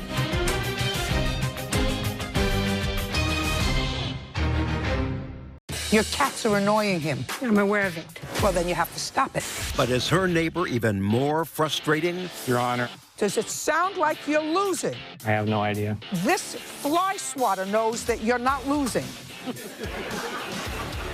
I don't hate cats. I'm not I don't against care cats. whether you hate them or not. You're not the only neighbor. I have several testimonies from other neighbors. Oh, my God. Judge Judy. you are about to enter the courtroom of Judge Judith Scheindlin. This is Judge Judy. Jeffrey Nolene is suing his neighbor, Ann Bossert, for property damage, prevention costs, and pain and suffering due to her 6 cats infiltrating his property. Order. All rise. Case number 277 on the count in the matter of Nolene versus Bossert. Parties have been sworn in. You may be seated. Have a seat. Mr. Nolene, how long have you and the defendant been neighbors? Since roughly February 2017. How long have you been living in your house? Since July 2011. So you just moved in? Yes. Your cats are annoying him. I'm aware of it. Well, then you have to stop it. If you're aware that your cats are annoying your neighbor because they come on their property, then you have to do something to stop it. I've been trying to. Well, I've that's been not a- that's using not- different devices. What? I know that you've been trying to. You say you've been trying to, but it evidently hasn't been working. How many cats do you have? 6. Your Honor. What? She tried early on to get the neighbors to use these scarecrow devices. They basically are a motion. Listen to me. Does it sound as if you're losing? I haven't even started yet. And I said to her, your cats are annoying your neighbor. You have to stop it. In 2017, she did try. And then what happened in 2018? Nothing. She did nothing. Do her cats come on your property? Consistently every day, and they use my property for a litter box routinely. Okay. Let's start with this. I've read your answer, and I've read the fact that you built professional litter for your cats. You've hooped them around so that they hopefully will stay in your yard. I've read that you did all of those things. It's not enough. If your cats are going on to your neighbor's property and using it occasionally as a place for their droppings, that's untenable. So what you have to do is keep your cats in your house. If you want to have 6 cats, have 6 cats in your house. In that case, we need to repair, and I offered that, repair our fence that is communal because it's falling apart, and I would add cat fencing. Does it sound like you're losing? I have no idea. Well, if you tried listening... Your Honor? This fly swatter knows that you're not losing. You have to keep your cats in your house. A communal fence has nothing to do with in your house. Your Honor, if I may. You can't. All right. Sit. You have to keep your cats in your house. I bought 3 different devices for them not to cross over to his part. You're not listening to me. I don't care if you build. Cats climb walls. That's what cats do. They climb trees, they climb walls, they climb trellises. And it's fine as long as they're not bothering your neighbors. Your cats are bothering your neighbors. So if you want to have cats, keep them inside. Otherwise, something is going to happen to your cats. I'm telling you, somebody, not this man, but somebody is going to become so frustrated that your cats are leaving their droppings, whatever they are, droppings, birds, squirrels, in their garden, on their lawn furniture or something, that your beloved cats are going to disappear. I'm telling you. And that will be your fault, just yours. My cats are rescue cats. I don't care whether they're rescues, Persians, Himalayans, rag dolls. I don't care what they are. They're your cats. He doesn't like them. Your Honor, may I like cats. My neighbor may be allergic to cats. Their child may be... Does it... You're being stupid like the fly swatter. I don't hate cats. I'm not against cats. I don't care whether you hate them or not. You're not the only neighbor. I have several testimonies from other neighbors. Oh, my God. And say to me, or you can say to me, that makes a difference. If your property is annoying your neighbor because your property gets onto your neighbor's property, despite what you perceive to be your best efforts to contain your cats, it's not your best efforts. Your best efforts would be keep your doors closed, your windows closed, and make them indoor cats. That's the answer. I want to know if it's truly my cats, because the neighbor across feeds 2 cats outside, and then others just below me. The other day, I saw cats that were not mine at all. Keep your cats in the house. Then you'll know where your cats are all the time. Your neighbor will worry about their... Listen, you are so annoying that I've yelled at her. I'm just about to throw you out. You have to keep your cats on your property. And if you can't, you have to get rid of them or keep them in the house. Period. Your Honor, that's your opinion. That is No. That's not my opinion. That's the law. If you have a disruptive child, 6 disruptive children, and you're in control of them, and they're annoying your neighbors, that's your responsibility. You're responsible for all the damage that they do. You're responsible for any inconvenience they cause. Your cats are children because they're your property, controlled, under your control. Cats are no different from dogs. You have to keep dogs under your control. When they're in your neighbor's garden, they're not in your control. That's not my opinion. That's the law. But there is a difference between... Don't talk to me from sitting down. Don't talk to me from standing up. There's no difference. I don't care if you're a cat person. I was a cat person for many years, loved my cats until I developed an allergy. If one of my neighbors had cats and her cat was coming and sitting on my lawn furniture, not doing any damage, and every time I went out on my lawn furniture, my throat closed because I developed that kind of an allergy to cats, that's your fault. You have to keep your property under your control. Now it's time for you to talk. All right, ma'am. But I'm going to ask you questions, and I'm going to keep it tight. I want you to tell me how much money you have spent in an attempt to keep the defendant's cats off your property. Don't give me an give me a figure and supporting documents, and I'm going to award you that money. I want to submit these documents. These are journals of each day that I cleaned up. I started these journals in October of 17. Please. Sure. Those several months between June 2017 and October 2017, I averaged out at 5 minutes each time I had to go out and clean them a day. And you also had to clean up after you when you drop all your gutters full of raccoon droppings on my land. Just a second. Listen to me. I'm dismissing your counterclaim. Okay. I've told you what I think. I think that you have a neighbor that you've been disturbing for well over a year, maybe more than one, with your affinity for your cats. Not everybody loves your cats. Maybe she loves your cats. He doesn't love your cats.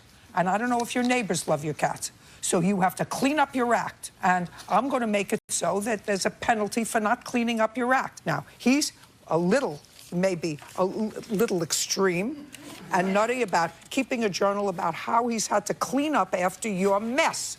It's your mess. He doesn't have to clean up after your mess. It is not my mess 100%. I'm sure there are other cats. I see them. Why would it be only me? The whole street feed cats outside. That's not true, Your Honor. Just a second. They're not here.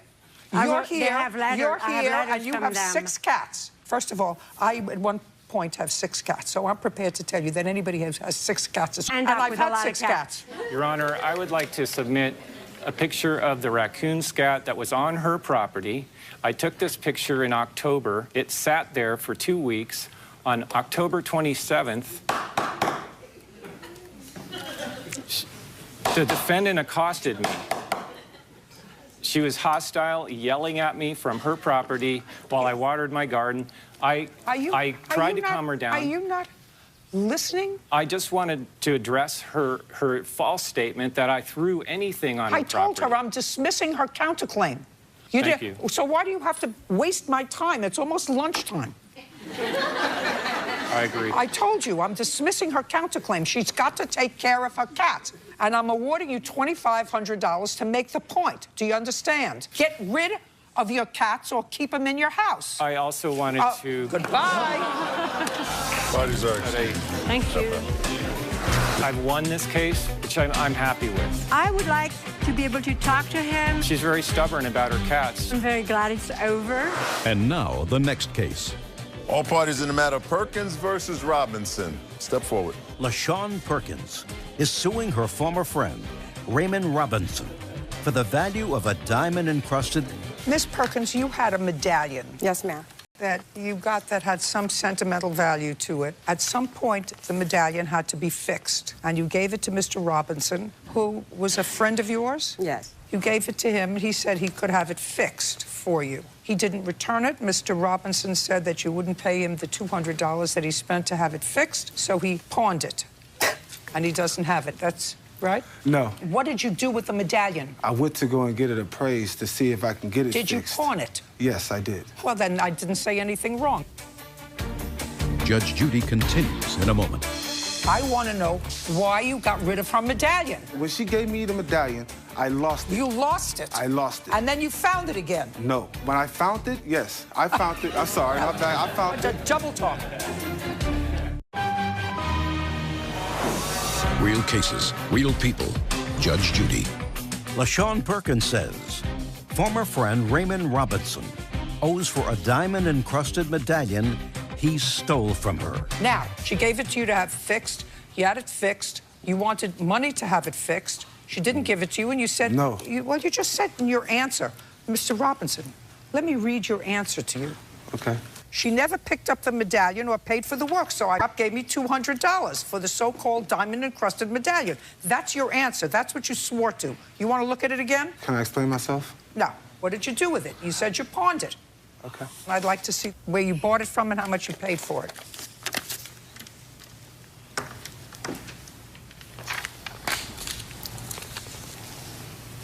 Somebody made out a bill dated 4 days ago? The juryman that made the pendant in 06 when my son got killed, he don't have the receipt from 06, so he written it on there. He said that's what he would make the same medallion again for me. That's not what I asked you.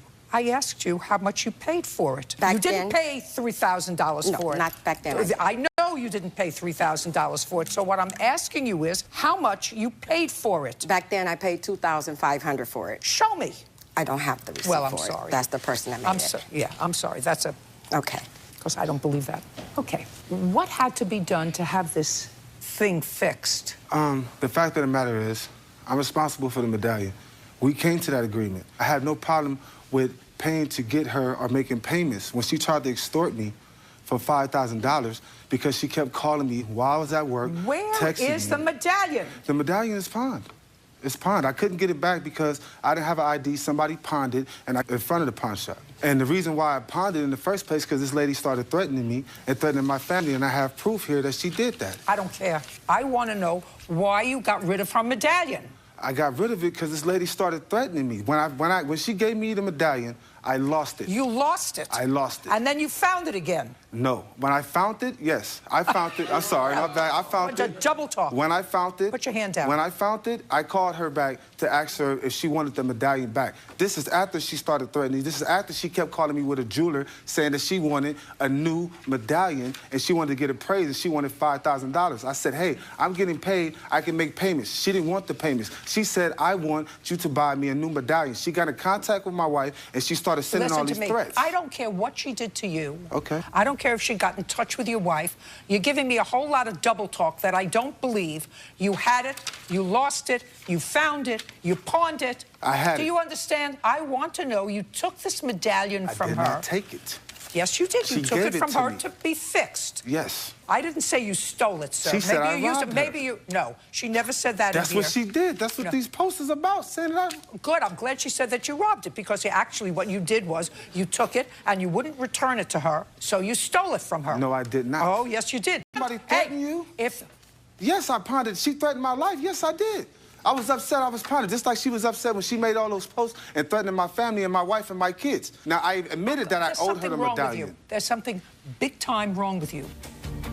Judge Judy continues in a moment. And later today... You lived there. You ate the steak. If you didn't like it, move. If you were unhappy there, move. You're a big girl. If I didn't like where I was living, I would move.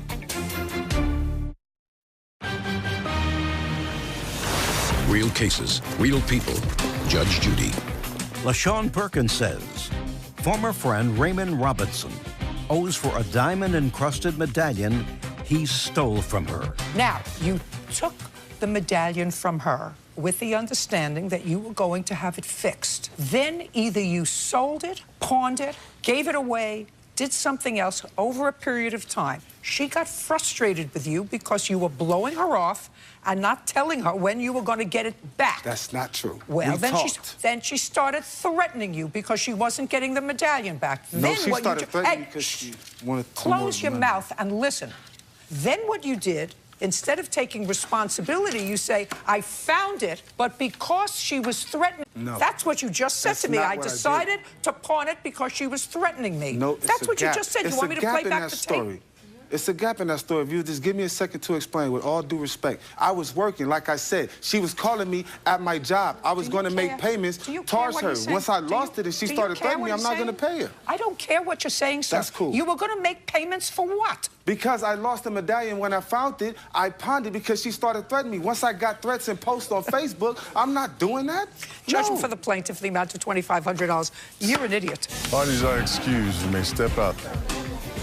She said so many lies and so many stuff that didn't get a chance to be explained. I am so happy this is finally done and over with. But it's all good. Love stands over everything. You answered it for me, baby. I got it.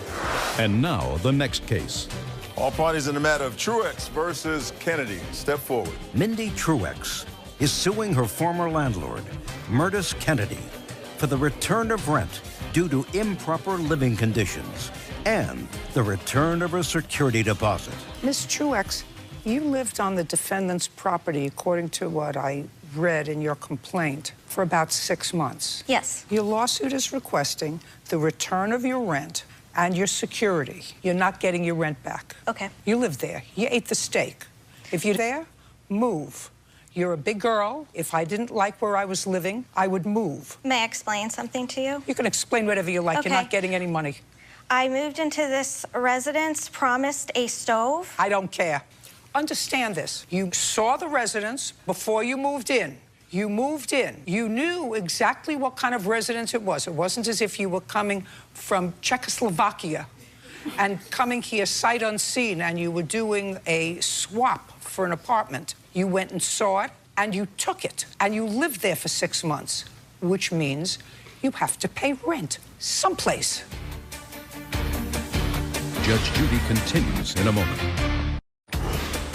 Are you the victim of a scam? Go to judgejudy.com, like us on Facebook, and follow us on Twitter. Did you give them security deposit? Yes, I did. How much? $450. Did you pay your rent each month that you were there? Yes, I did. At the beginning of every month, is that correct? Yes, Your Honor, it is. Okay, and she gave you $450 security. She passed it along, yes. Okay. And did you return her security? No, I did not. Then the ball is in your court to explain why. She signed an agreement that said, you know, by law, she gives me a proper notice. Of a legal property. Okay. That's what she's going to tell me. She's going to tell me you didn't have a legal property, therefore she didn't have to give you notice. Was your property a legal property? No, ma'am, it was not. So then you're going to have to show me damage to the property if you kept her security. Show me damage to the property. No, she didn't do any damage, Your Honor. Then she gets her security deposit back. Judgment for the plaintiff in the amount of $450. We're done. It's over. Perfect. Thank you, Judge. Please excuse, you may step out. Judge Judy continues in a moment. And on the next Judge Judy. I think Judge Judy is awesome. I respect Judge Judy's decision. I hope she can move on from this, have her security deposit. Don't rent illegal. Make sure it's got a permit, its own unit number, address, everything.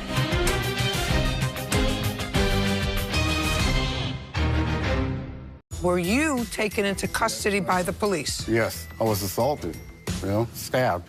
Appointed confrontation with his ex's new man. Her boyfriend is coming out from the hallway. He faces me, I face him. She's still hitting me, stabbed me in my eye. Sustaining multiple stab wounds to the face and head. Who do you think stabbed him? I have no idea. Do you think he fell into a knife several times in his face? Judge Judy. Of Judge Judith Scheindlin. This is Judge Judy. Brooke Anderson is suing Manuel Castro for an assault, cyber harassment, and a false CPS report. Order. All rise.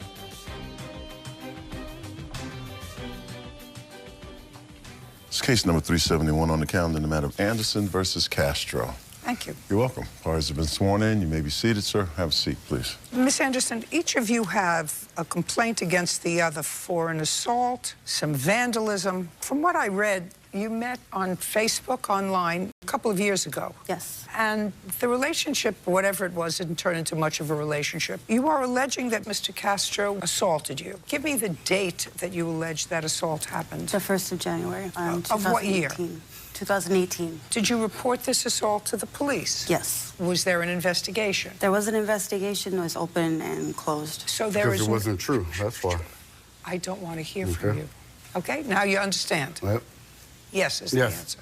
The incident happened on January 1st of 2018. Is that what you're saying? Yes. When did you report it to the police? That right when it happened. Were you ever contacted by the police, Mr. Castro, with regard to an allegation? That incident, I got arrested that night. So you were arrested on January 1st on her complaint? I called the police, which will come out later, why. You called the police on January 1st? This is because I was assaulted by her and her ex-boyfriend or her boyfriend. Were you taken into custody by the police? Yes. Where were you taken into custody? Indio Police. I was there for 3 days. No. On what street were you taken into custody? Monroe Street. Who lives there? Miss Anderson. When you were taken into custody by the police, were you transported to a hospital? Yes, I was, which I got medical bills. Just a second. I was assaulted, stabbed. Couldn't do it my way. Okay. You were arrested on her street, but you were taken to a hospital. Yes. Now, Miss Anderson, I read your complaint. Your complaint doesn't allege that you were assaulted by him on January 1st. You say that there was an incident that occurred in November when he slashed your tires. Yes. Now, what I'd like you to do is, was there ever any money involved? Yes, there was. Yeah. Who gave who money? I've given her plenty of money, and I have proof. Just a second. The answer is, I gave her money. Yes, I have. How much? Just a little under $1,000. And what did you give her money? She needed money. I bought her a battery for her car just to give her money, Okay. Because of the damages that he did. I didn't ask you anything. I'm sorry. On the evening of January 1st, you weren't seeing each other at the time. We were. That's why I went over there. She called me, and at first I didn't want to go she said, there. actually, you say she texted you. Yeah, you can text and call. Do you have the text? Yes, I do. I'd like to see. Well, no, I don't have that conversation, but I have other conversations where... Just a second. Okay. So, you don't have that text of January 1st? No. I don't know what happened to it. So you say she texted you and invited you to come to her house? Yes, she did. Did she tell you why? It was purely sexual. You know, she told me to come over and have sex, you know, and it was New Year's Day, so, you know, of course. On January 1st, were you at home? Yes. Who were you at home with? Myself. Nobody else was there? No. That's a lie. Did you? Her ex-boyfriend I have text right here. They assaulted me, and he was giving me props for not saying nothing to the police. My ex-boyfriend. Just a second. Yeah. Just a second. Which assaulted me, and you assaulted me, Mr. Castro. too. Yeah. You're not helping yourself. Okay. I know you keep saying okay, but I'm telling you, you're not helping yourself. I'll get to what you have. Okay. In my fashion. I don't permit talking to each other. All right. I know you. So you were home by yourself? Yes. Did Mr. Castro come to your home? Yes. Do you live in a private home or an apartment? An apartment. Do you have to be buzzed in, or can you just walk in? It's gated, so it has a code on the door. He didn't come inside the gate. So at some point you had to go outside? Yeah, we were going to meet outside. Just a second. So you had a pre-arrangement to meet with him? Yes. Follow me carefully. Okay, yes. Just answer my questions. You had a pre-arrangement to meet with him? Yes. Your pre-arrangement was made by phone or text message? A little bit of both. Okay. Do you have any of those? The answer is yes or no? No, I don't believe so. Okay. So there must have been a specific time because you weren't going to stand outside of your gate. What time were you supposed to meet him? I think it was about 2 a.m. 2 o'clock in the morning? Yes. He was bringing over money from the damages he already did to my car. And he had said that he was bringing his little friend, which meant he was bringing a gun with him. Don't tell me what it meant. Okay. Because I don't believe that. I don't believe that if you say you're meeting him 2 o'clock in the morning outside of your gate, that he says he's... Exactly. That he said to you, I'm coming over with my little friend, which means a gun, and you went outside 2 o'clock in the morning. That would make you a moron. Are you a moron? I told him that, no, that not to come over, that... But you found your way outside, Miss Anderson. Because I didn't have money to fix my car. He had slashed... No, just a second. That's not my question to you. What you're telling me and what you want me to buy is that he said to you, I'm coming over to give you money for the damage I did to your car at 2 o'clock in the morning, and I'm coming over bringing a gun. And I said, well, you'd have to be a moron if you went outside of your gate in a gated community where you needed a code, where you couldn't get in, and you went outside the gate to meet him, which is what you told me. Then you told me, I said, just forget it. I'll send somebody to get it. Yes. But you found yourself outside of the gate at 2 o'clock in the morning. And I want to know how that happened. Because he insisted on coming over, so I said, okay, I needed that money. He insisted on coming over with his gun, and you went outside alone to meet him. Yes. Is that what you're telling me? Yes, yes. Doesn't This make man has done so much harassment to me. Miss Anderson, it's ridiculous. Listen to me. My hand. Listen to me. Doesn't make sense to me. Okay, it may make sense to me when I go further with this story, but right now it doesn't make sense to me. No. You know you're annoying me. You're so annoying you may lose. I'm sorry. No, I'm sorry. Keep saying I'm sorry. So now you get outside, and you're outside the gate, and he's there. I want you to tell me what you want me to believe. I don't know what his intentions were. He tried grabbing me. When I had met him, he had got out of his vehicle. How did he try to grab you? Just like walked up and was like this, and then grabbed me towards him, and I just kind of pushed him away, and he was still like holding me on tight.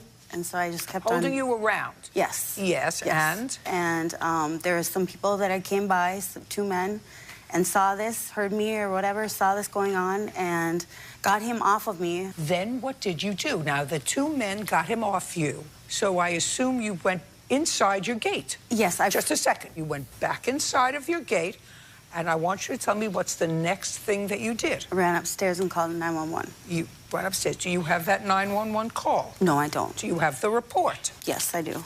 Okay. From the first? Yes. Okay. Do you want them? I would. I would like to see the report from the first. Do you want all of them or just the first? No, I want to see the report from the first.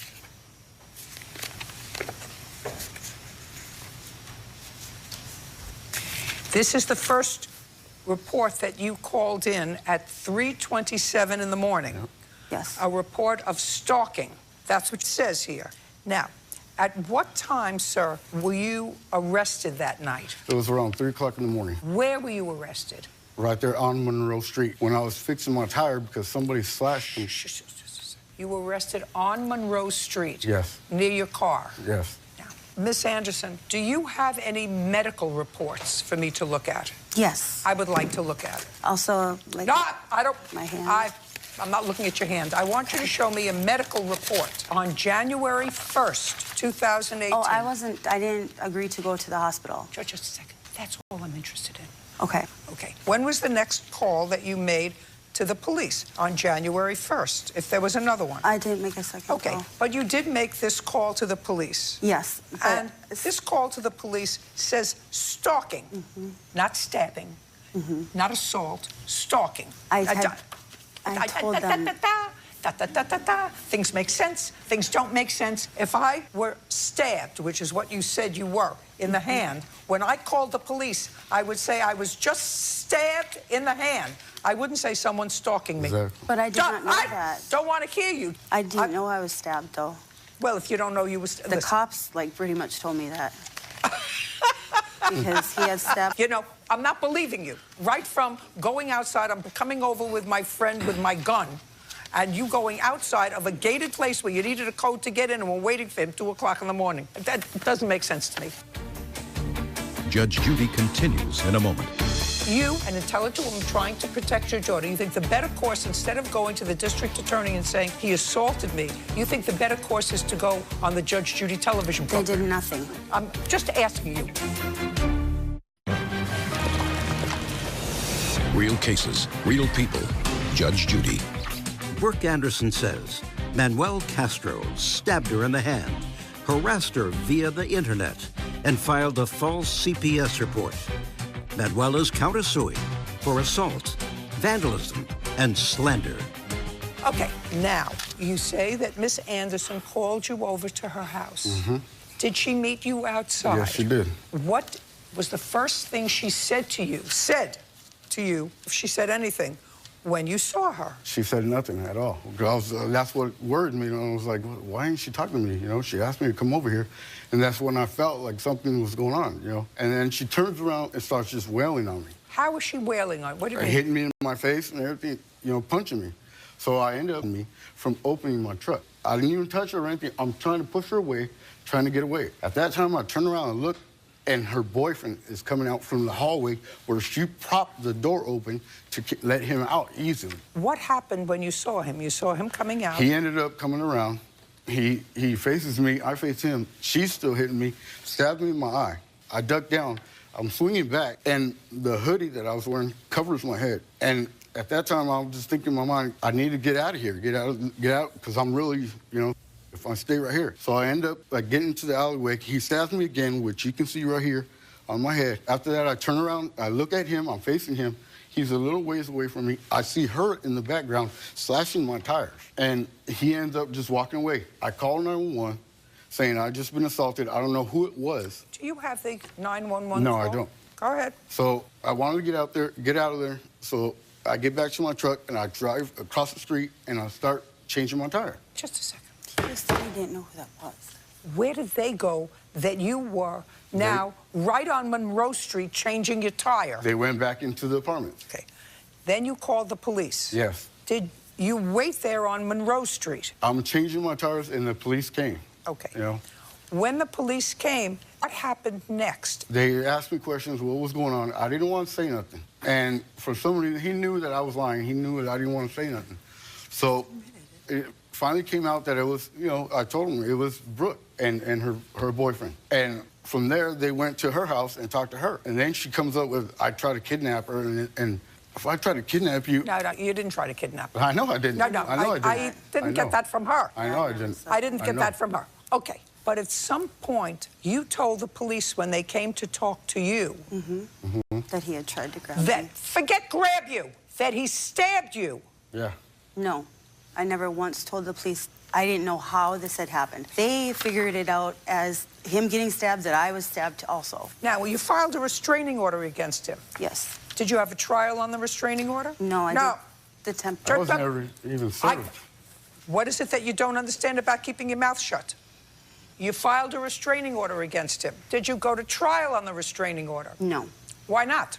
Because when I had the restraining order, he put up this a profile on this adult dating site. Just a second. Is what you're telling me you didn't go back to court? No. So it was dismissed. Yes. That's the answer. You're going to give me an excuse for in a second. No, not an excuse, the reason. Just a second. Don't go back to court if you feel as if somebody's threatening you, especially if what you say is that I was feared for my daughter. That's why I didn't go back there. That's a reason to get a restraining order. But it had my daughter's name on there. That's a reason to get a restraining order. Judge Judy continues in a moment. Who do you think stabbed him? I have no Do you idea. think he stabbed himself? I didn't know that he was getting stabbed until they told me. You think he fell into a knife several times in his face? Who knows? Who knows? I have no idea. Real cases, real people. Judge Judy. Brooke Anderson is accusing Manuel Castro of stabbing her in the hand, harassing her over the internet, and filing a false CPS report. You, an intelligent woman trying to protect your daughter, you think the better course, instead of going to the district attorney and saying, he's stalking me, this is what he did. He put my daughter's photograph up on a dating site, and he assaulted me. You think the better course is to go on the Judge Judy television program? They did nothing. They did nothing. No, I'm just asking you. And this is my last resort. This is not a recourse. No, I know. Everything that you say to me is true. There's nothing I can do to him. I know. But the damages is what, I mean, I realize that obviously that he's not going to get any charges for anything. One puts up on a website and advertises a child for dating or for sex. Police are going to take that seriously if you can prove it. Now I would like to see what proof you have of I've got him. a lot. No, not a lot. I would like to see what proof you have that he put up advertising either you or you and your daughter on an adult dating site. He says right here. May I see it, please?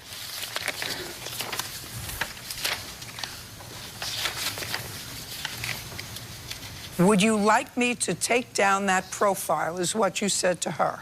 And she says to you, what one? You know which one, the only one. What profile did you put up of her? I didn't put no profile up. He put my address, my apartment number, my phone numbers. I don't know any of that. That's what you say.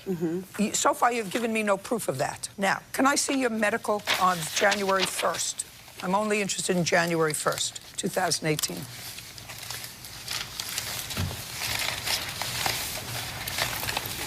You see it? It says, okay. I don't want you to say anything. Okay.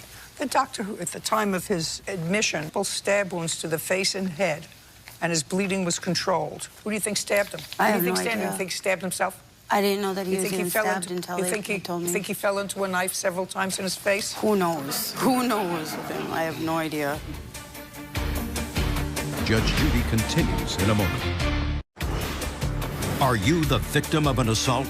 Go to judgejudy.com. Like us on Facebook and follow us on Twitter. Now, listen to me. I'm a judge. Yes. I don't know either one of you. He's irritating. You're not as irritating. That doesn't mean you're telling the truth, because at my age, I've lived through a whole lot of things, and it's just common sense. If you're calling to report that something happened to you, something bad happened to you, and you're calling in the middle of the night to the police, you tell them the worst thing happened to you. If you were stabbed, which you say you were in your complaint, then that's the first thing that you write here. And no medical record. I didn't go because it didn't hurt me. 3 days later, when the adrenaline let's move forward. Came off. Let's move forward. Oh, man. It's going to be so easy for you actually both deserve each other. Yeah, right. Dude, this man has been doing this to me for a year and a half. I've feared for my life. I would strongly urge you, if you fear for your life, to take a copy of this video and go to the local police from this man. I did. Your regress is not $5,000 from the defendant, because if you're truly afraid of him, that will only make him angrier. Now, let's get to you. Yeah. I certainly know that a year has passed since this incident when you didn't sue her. Yeah, I wasn't, you know. And so I also know that the only reason that you filed a countersuit is because she's suing you. Because otherwise you wouldn't Yeah, have filed because she's already gotten money from me. I've given her plenty of money, and now she's going to lie again to get money out of me? Stay far away from her. No, Just trouble. I thought we were done. Do you work, Mr. Castro? Yes, I do. He Same still place has his profile up. There's still men coming over to my house. I can't even go outside with my daughter and play. Thank you very much. Go to the police. We'll give you a copy of the tape. We're done. All judge excused. You may step out. Judge Judy continues in a moment. And on the next Judge Judy. I should have just took it into my own hands in the first place. She did nothing but lie. Nobody